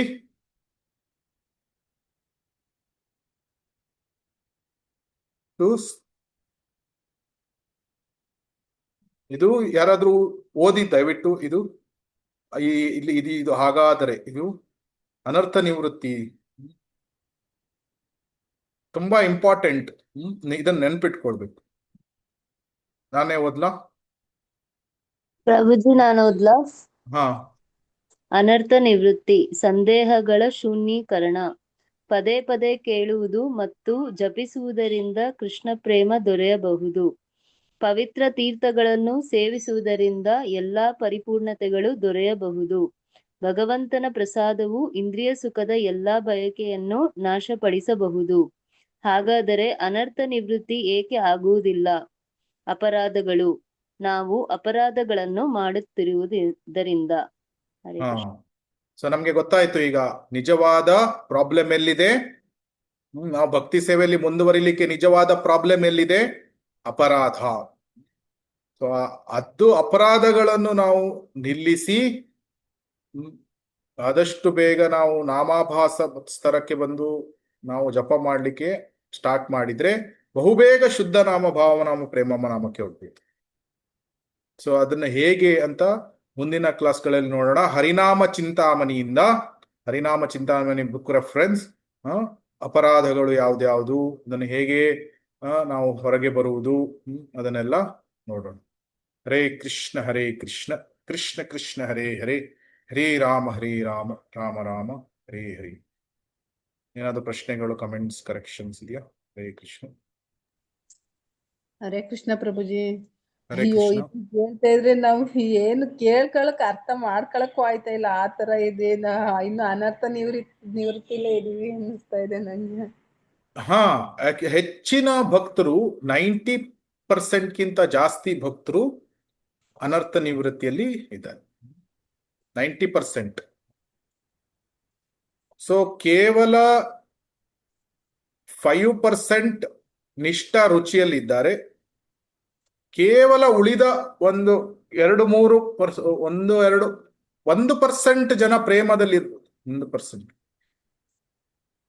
1% ಭಾವದಲ್ಲಿರ್ಬೋದು. ಸೊ ಮತ್ತೆ ಉಳಿದವರು ಒಂದು ರುಚಿ ಮತ್ತು ಆಸಕ್ತಿಯಲ್ಲಿ ಒಂದು 2%. ಸೊ ಅದಕ್ಕಾಗಿ ಆಸಕ್ತಿ ಭಾವ ಪ್ರೇಮ ಸ್ತರದಲ್ಲಿ ಇರುವಂತಹ ಭಕ್ತರು, ರಾಗ ಭಕ್ತರು ಯಾರು ಇದ್ದಾರೆ, ತುಂಬಾ ತುಂಬಾ ವಿರಳ, ತುಂಬಾ ರೇರ್.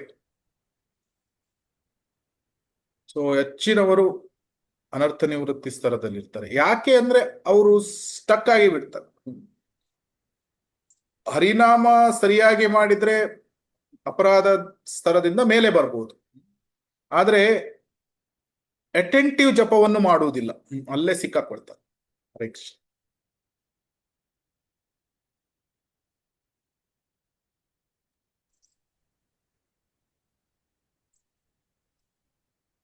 ಬೇರೆ ಏನಾದ್ರು ಪ್ರಶ್ನೆಗಳು ಇದೆಯಾ ಅಥವಾ ಏನಾದ್ರು ಹೇಳ್ಬೇಕಾ?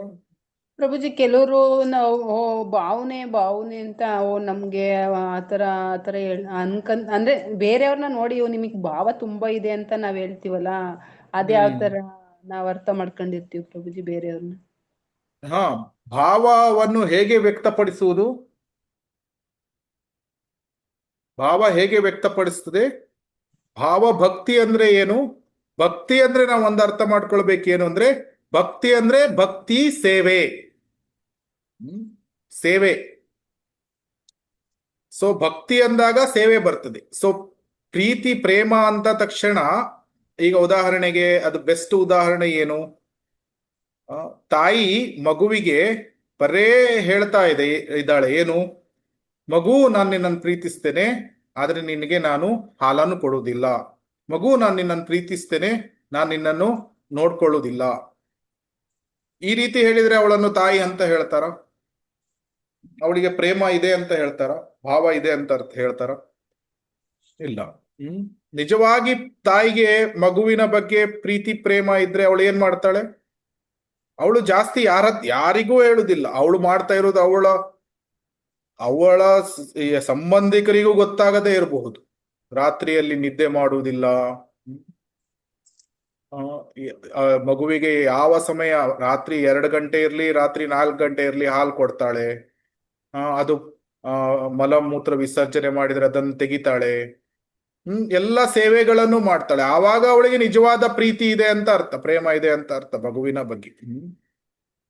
ಸೊ ಅದೇ ರೀತಿ ನಮ್ಗೆ ನಿಜವಾಗಿ ಭಾವ ಪ್ರೇಮ ಇದೆ ಅಂದ್ರೆ ಅದು ಹೇಗೆ ಸೂಚನೆ ಆಗ್ತದೆ? ಅದು ಸೇವೆಗಳಲ್ಲಿ ಸೂಚಿಸ್ತದೆ.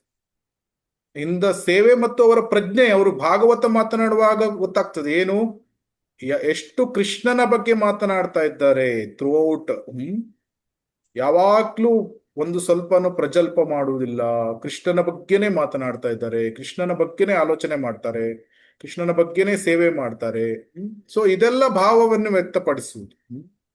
ಆದ್ರೆ ಬರೇ ನಾನು ಅದು ಒಂದು ಸ್ಟೋರಿ, ಅದು ನಾವು ಭಕ್ತಿರಸಾಮೃತ ಸಿಂಧುವಿನಲ್ಲಿ ಓದಿದ್ವಿ. ಏನು, ಒಬ್ರು ಯಾರು ಮಹಿಳೆ ಬಂದು ಭಗವಂತನ ಎದುರು ನನಗೆ ತುಂಬಾ ಭಾವ ಇದೆ ಅಂತ ಅಳ್ಲಿಕ್ಕೆ ಸ್ಟಾರ್ಟ್ ಮಾಡ್ತಾಳೆ. ಆದ್ರೆ ಏನು, ಯಾರೋ ಭಕ್ತರು ಬಂದು ಸೇವೆ ಕೊಟ್ರೆ, ನನಗೆ ಸಮಯ ಇಲ್ಲ. ಇದು ಯಾವ ರೀತಿಯ ಭಾವ? ಭಾವ ಇದ್ದರೆ ಅದು ಸೇವೆಗಳಲ್ಲಿ ವ್ಯಕ್ತಪಡಿಸ್ಬೇಕು. ಸೊ ಅದಕ್ಕಾಗಿ ಪ್ರಭುಪಾದ್ರು ಏನ್ ಹೇಳಿದ್ರು, ಸರ್ವಿಸ್ ನೌ, ಸಮಾಧಿ ಲೇಟರ್. ಸೊ ಅದಕ್ಕಾಗಿ ನಾವು ನೋಡಬಹುದು, ತುಂಬಾ ಉನ್ನತ ಸ್ತರದಲ್ಲಿರುವಂತಹ ಭಕ್ತರು ಸಹ, ದೊಡ್ಡ ದೊಡ್ಡ ಮಹಾರಾಜರು, ದೊಡ್ಡ ದೊಡ್ಡ ಸನ್ಯಾಸಿಗಳು, ಅಫ್ಕೋರ್ಸ್ ಒಳ್ಳೆ ದೊಡ್ಡ ದೊಡ್ಡ ಶಿಲಾ ಪ್ರಭುಪಾದ್ರ ಭಕ್ತರು ಅಥವಾ ಬೇರೆ ಭಕ್ತರು ಸಹ, ಅವರು ತುಂಬಾ ಅತ್ಯುನ್ನತ ಸ್ತರದಲ್ಲಿ ಇದ್ರೂ ಸಹ ಅವರು ಯಾವಾಗ್ಲೂ ಸೇವೆಗಳನ್ನು ಮಾಡ್ತಾರೆ. ಅವರ ಭಗವಂತನ ಬಗ್ಗೆ ಇರುವಂತಹ ಪ್ರೀತಿ ಪ್ರೇಮಗಳನ್ನು ಸೇವೆಗಳ ಮೂಲಕ ವ್ಯಕ್ತಪಡಿಸ್ತಾರೆ. ಎಸ್ಪೆಷಲಿ ಬೋಧನಾ ಕಾರ್ಯ ಇದು ಭಗವಂತನಿಗೆ ತುಂಬಾ ಪ್ರೀತಿಯ ಸೇವೆ ಇದು. ಆನ್ಸರ್ ಆಯ್ತಾ ಮಾತಾಜಿ? ಹರೇ ಕೃಷ್ಣ. ಅಥವಾ ನಿಮ್ಮ ಪ್ರಶ್ನೆ ಬೇರೆ ಇತ್ತಾ? ಅರ್ಥ ಆಯ್ತು. ಅದೇ ನಾವು ಅವ್ರನ್ನ ನೋಡಿ ಅವ್ರು ಹೇಳ್ತಿರ್ತಾರೆ, ಭಗವಂತಂಗೆ ನಾವು ಯಾವಾಗ್ಲೂ ಇದ್ ಮಾಡ್ತಾ ಇರ್ತೀವಿ, ಆ ತರ ಹೇಳ್ತಿರ್ತಾರಲ್ಲ, ಅವಾಗ ನಿಮ್ಗೆ ಎಷ್ಟು ಭಾವ ಇದೆ. ನೀವು ಸೇವೆ ಮಾಡೋದಕ್ಕಿಂತ ನಿಮ್ ಭಾವನೆನೆ ಭಗವಂತ ಸ್ವೀಕಾರ ಮಾಡ್ತಾರೆ, ಭಗವಂತ ಭಾವಗ್ರಾಹಿ ಜನಾರ್ದನ ಈ ತರ ಹೇಳ್ತೀವಲ್ಲ. ಹಾ, ನಾವು ಅಂದ್ರೆ ಆ, ಒಂದಾಗಿ ಭಾವ ಇರುವುದು, ಇನ್ನೊಂದು ಅದು ಭಾವವನ್ನು ಬರೇ ಇಟ್ಟುಕೊಂಡು ಕೂತ್ಕೊಳ್ಳುವುದಿಲ್ಲ, ಅಂದ್ರೆ ಭಾವವನ್ನು ವ್ಯಕ್ತಪಡಿಸ್ತೇವೆ. ಆದ್ರೆ ಭಾವಗ್ರಹಿ ಜನಾರ್ದನ ಅಂದ್ರೆ ಯಾವ ರೀತಿ ಅಂದ್ರೆ, ನಾವು ಯಾವುದೇ ಒಂದು ಸೇವೆಗಳನ್ನು ಮಾಡಬೇಕಾದ್ರೆ ಅದರ ಹಿಂದೆ ನಮ್ಮ ಪ್ರಜ್ಞೆ ಯಾವ ರೀತಿ ಇದೆ, ಭಾವ ಯಾವ ರೀತಿ ಇದೆ, ಅದು ತುಂಬಾ ಇಂಪಾರ್ಟೆಂಟ್. ಉದಾಹರಣೆಗೆ, ಒಬ್ಬನು ಪೂಜಾರಿ ಸೇವೆ ಮಾಡ್ತಾ ಇದ್ದಾನೆ ಅಂತ ಇಟ್ಕೊಳ್ಳಿ. ಬೆಳಿಗ್ಗೆ ಸಂಸಾರದ ಪೂಜೆ ಎಲ್ಲ ಆಗ್ತಾ ಇದೆ. ಆ ಪೂಜೆ ಆಗ್ಬೇಕಾದ್ರೆ ಅವನು ತನ್ನ ಪ್ರಜ್ಞೆಯನ್ನು, ತನ್ನ ಭಾವವನ್ನು ಸಂಪೂರ್ಣವಾಗಿ ರಾಧಾಕೃಷ್ಣರ ಮೇಲೆ ಇಟ್ಟು ಪೂಜೆಯನ್ನು ಮಾಡ್ತಾ ಇದ್ರೆ ಆ ಭಾವವನ್ನು ಭಗವಂತ ಸ್ವೀಕಾರ ಮಾಡ್ತಾನೆ. ಅದು ಬಿಟ್ಟು ಅವನು, ಓ, ಆ ಭಕ್ತ ನನಗೆ ನಿನ್ನೆ ಈ ರೀತಿ ಬೈದಿದ್ದಾನೆ, ಅವನಿಗೆ ಇವತ್ತು ನಾನು ಸರಿಯಾಗಿ ಬುದ್ಧಿ ಕಲಿಸ್ತೇನೆ,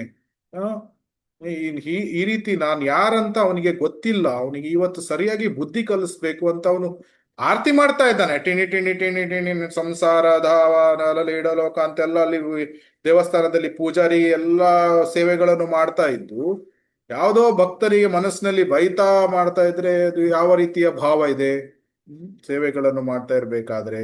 ಸೊ ಭಾವಗ್ರಹಿ ಜನಾರ್ದನ ಅಂದ್ರೆ ಆ ರೀತಿ. ಸೊ ನಾವು ಸೇವೆಗಳನ್ನು ಮಾಡಬೇಕಾದ್ರೂ ಸಹ ಒಳ್ಳೆಯ ಪ್ರಜ್ಞೆಗಳನ್ನು ಇಟ್ಟು ಮಾಡಬೇಕು, ಒಂದು ಅದು. ಇನ್ನೊಂದು, ಬರೇ ನಾವು ಭಾವ ಇದೆ ನಾನು ಸೇವೆಗಳನ್ನು ಮಾಡುವುದಿಲ್ಲ ಅಂತ ಹೇಳುದು ಇನ್ನೊಂದು ಎಕ್ಸ್ಟ್ರೀಮ್ ಅಲ್ಲಿ. ನನ್ನ ಭಾವ ಇದೆ, ಸೇವೆಗಳನ್ನು ಮಾಡುವುದಿಲ್ಲ, ಆ ರೀತಿ ಅದು ಮ್ಯಾಚ್ ಆಗುವುದಿಲ್ಲ. ಹೇಗೆ ತಾಯಿ ಪ್ರೀತಿ ಇದ್ರೆ ಆ ಮಗುವಿನ ಸೇವೆ ಮಾಡ್ತಾಳೆ, ಅದೇ ರೀತಿ ಭಾವ ಪ್ರೇಮ ಇದ್ದವರು ಭಗವಂತನ ಸೇವೆಗಳನ್ನು ಅದೇ ರೀತಿ ಮಾಡ್ತಾರೆ. ಸೊ ಇದು ಇನ್ನೊಂದು ಪಾಯಿಂಟ್. ಹರೇ ಕೃಷ್ಣ.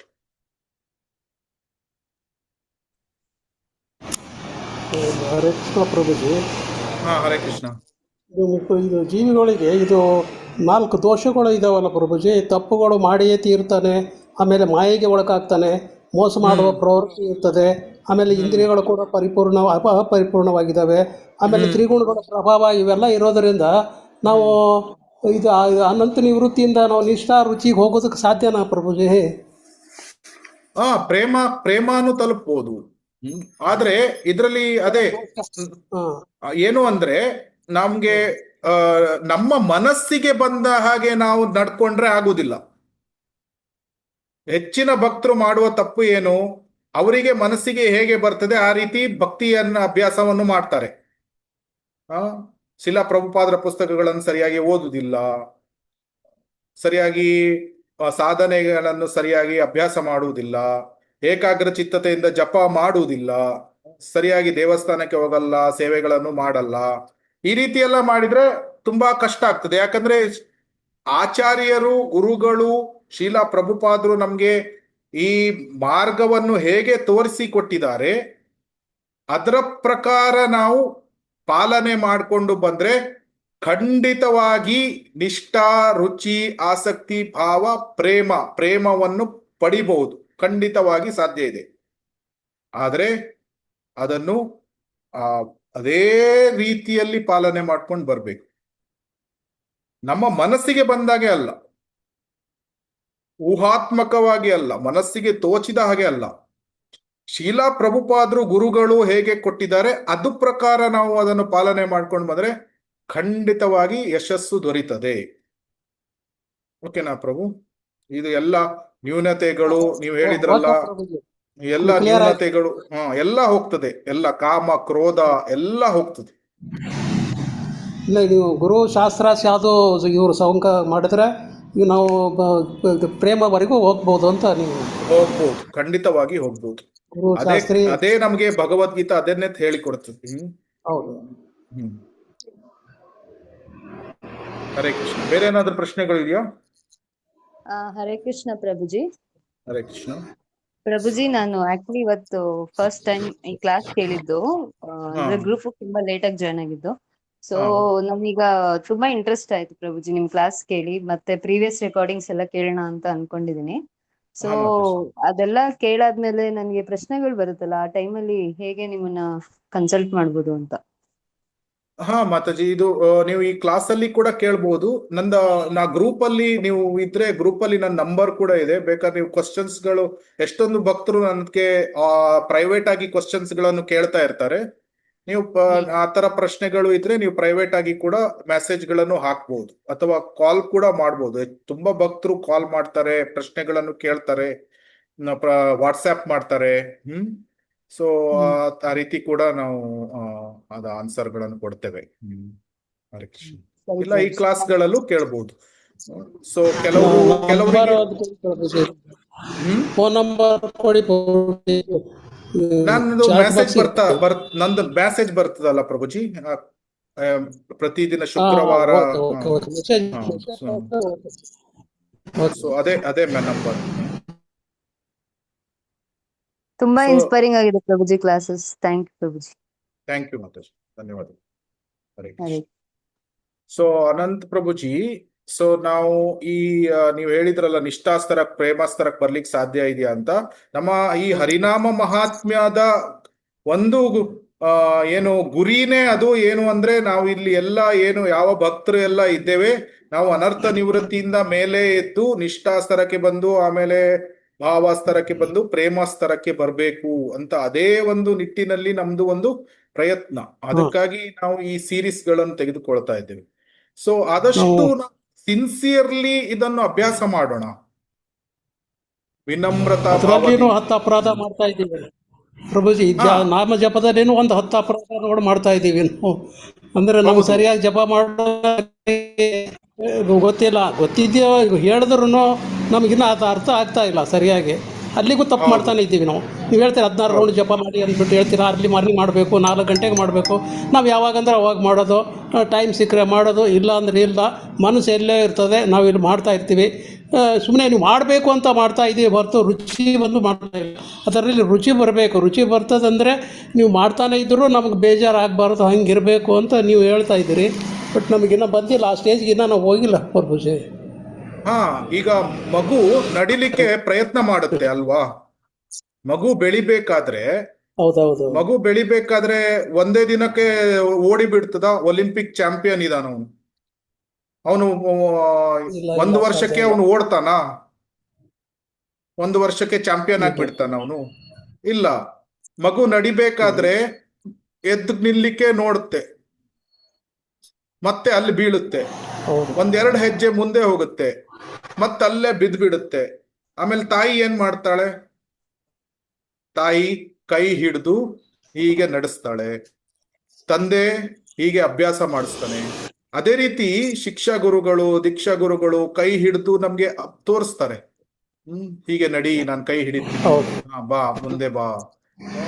ಆಮೇಲೆ ಆ ಮಗು 1 ಹೆಜ್ಜೆ ಹಾಕ್ತು, ಇನ್ನೊಂದು ಹೆಜ್ಜೆ ಹಾಕ್ತು, ಆಮೇಲೆ ಸ್ವಲ್ಪ ಸಮಯದ ನಂತರ ಕೈ ಬಿಟ್ಟು 1-2 ಹೆಜ್ಜೆ ಆಗ್ತದೆ, ಮತ್ತೆ ಬೀಳುತ್ತೆ, ಮತ್ತೆ ಏಳುತ್ತೆ.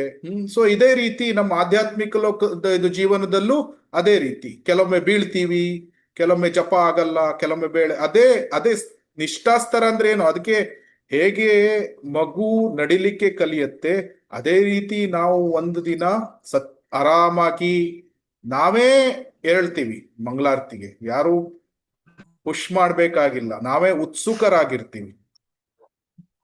ಸೊ ಅದೇ ಆ ಸ್ತರಕ್ಕೆ ಬರ್ಬೇಕು. ಸೊ ಅದು ಹಂತ ಹಂತವಾಗಿ ಬರ್ತದೆ. ಒಂದೇ ದಿನದಲ್ಲಿ ಹೇಗೆ ಅವನು ಚಾಂಪಿಯನ್ ಆಗೋದಿಲ್ಲ. ಆದ್ರೆ ಚಾಂಪಿಯನ್ ಆಗೋದಿಲ್ಲ ಅಂತ ಅವನು ಅಭ್ಯಾಸನೂ ಬಿಡಲ್ಲ ಅಲ್ವಾ, ಅವನ ಅಭ್ಯಾಸ ಮಾಡ್ತಾನೆ. ಸೊ ಅದೇ ರೀತಿ ನಮ್ಮ ಅಭ್ಯಾಸ ನಾವು ಮಾಡ್ಬೇಕು. ಸಾರಿ, ಮಗು ನಡೆಯುವುದನ್ನೇ ಬಿಟ್ಟು ಬಿಟ್ರೆ, ಅಭ್ಯಾಸ ಬಿಟ್ಟು ನನಗ್ ಗೊತ್ತಿಲ್ಲ, ನನಗ್ ಆಗ್ತಾ ಇಲ್ಲ, ನಾನು ಬಿಟ್ಬಿಡ್ತೀನಿ, ನಾನು ಪದೇ ಪದೇ ಬೀಳ್ತಾ ಇದ್ದೀನಿ ಅಂತ ಮಗು ಆ ರೀತಿ ಬಿಟ್ಟು ಬಿಟ್ರೆ ನಡೆಯೋದನ್ನು ಕಲಿಯುವುದಿಲ್ಲ.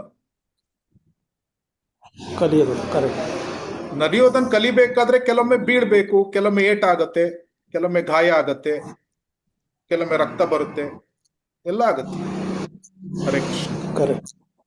ಹರೇ ಕೃಷ್ಣ ಪ್ರಭುಜಿ. ಹರೇ ಕೃಷ್ಣ. ಅದು ಒಂದ್ಸಲ ಭಯನೂ ಆಗ್ತಾ ಇದೆ ಪ್ರಭುಜಿ. ನಾವು ನಿಜವಾಗ್ಲೂ ನಮ್ಮ ಸ್ವರೂಪನ ನಾವು ಅರ್ಥ ಮಾಡ್ಕಂತೀವೋ ಇಲ್ವೋ, ನಿಜವಾಗ್ಲೂ ನಾವು ಭಕ್ತಿನಲ್ಲಿ ಮುಂದುವರಿತೀವೋ ಇಲ್ವೋ ಅಂತ ಅನ್ನಿಸ್ತಾ ಇದೆ ನನ್ಗೆ. ಅದು ಅದೇ ನೋಡಿ, ಅದೇ ಇವತ್ತಿನ ಕ್ಲಾಸಿನ ಸಾರ. ಫೇತ್, ನಂಬಿಕೆ. ನಾವು ಇವತ್ತೇನ್ ಕಲ್ತ್ವಿ? ಪ್ಲಸಿಬೋರ್ ನೆಸಿಬೋರ್ ಇಫೆಕ್ಟ್ ಅಂದ್ರೆ ಏನು? ನನಗೆ ಸಾಧ್ಯ ಆಗೋದಿಲ್ಲ ಅನ್ನಿಸ್ತಾ ಇದೆ ಅಂದ್ರೆ ಸಾಧ್ಯ ಆಗುವುದಿಲ್ಲ. ಖಂಡಿತ ಸಾಧ್ಯ ಇದೆ, ಭಗವಂತನ ಮೇಲೆ ವಿಶ್ವಾಸ ಇದೆ, ಖಂಡಿತ ನನಗೆ ಸ್ವರೂಪ ಸಿದ್ಧಿ ಆಗತ್ತೆ, ಖಂಡಿತವಾಗಿ ಕೃಷ್ಣ ಪ್ರೇಮ ಸಿಗುತ್ತೆ, ಈ ವಿಶ್ವಾಸ ಇದ್ರೆ ಆಗತ್ತೆ. So everything depends on faith, ವಿಶ್ವಾಸ. ಇವತ್ತು ನಾವು ಎಷ್ಟು ಸ್ಲೈಡ್ಗಳನ್ನು ನೋಡಿದ್ವಿ ವಿಶ್ವಾಸದ ಮೇಲೆ? 7-8 ಸ್ಲೈಡ್ಗಳನ್ನು ನೋಡಿದ್ವಿ. Faith is the medium of, ಇದು ರೂಪಾಯಿ ತರ ಫೌಂಡೇಶನ್ ಇದೆ. ಭಗವಂತನ ಕೃಪೆಯನ್ನು ಆಕರ್ಷಣೆ ಮಾಡುವುದೇ ಫೇತ್. ಅದು ನಮ್ಮ ತುಂಬಾ ಕಷ್ಟಕರವಾದ ಸಮಯದಲ್ಲಿ ಆಂಕರ್ ಆಗಿರ್ತದೆ. ಆಧ್ಯಾತ್ಮಿಕ ಬಾಗಿಲಿನ ಡೋರ್ ಅನ್ನು ಓಪನ್ ಮಾಡುವುದು ಫೇತ್, ವಿಶ್ವಾಸ. ನನಗೆ ಖಂಡಿತ ಕೃಷ್ಣ ಪ್ರೇಮ ಸಿಗ್ತದೆ ಭಗವಂತನ ಕೃಪೆಯಿಂದ, ವಿಶ್ವಾಸ. That connects between Krishna and living entity. ಇದೆಲ್ಲ ಯಾಕೆ ನೋಡಿರುವುದು? ಯಾಕಂದ್ರೆ ಆ ಸ್ಟ್ರಾಂಗ್ ಫೇತ್ ಅನ್ನು ನಾವು ಬೆಳೆಸ್ಕೊಳ್ಬೇಕು. ಪ್ರಪ್ರಥಮವಾಗಿ ಸಂಶಯ ಇರುತ್ತೆ, ಅನರ್ಥ ನಿವೃತ್ತಿ ಸ್ತರದಲ್ಲಿ ಸಂಶಯ ಇರುತ್ತೆ, ಆದ್ರೆ ಸ್ಟ್ರಾಂಗ್ ಫೇತ್ ಆ ಸ್ತರಕ್ಕೆ ಬರಬೇಕು. ಹರೇ ಕೃಷ್ಣ. ಫೇತ್ ಕೂಡ ಪ್ರಯತ್ನನೂ ಬೇಕಲ್ಲ ಪ್ರಭುಜಿ ನಮ್ದು?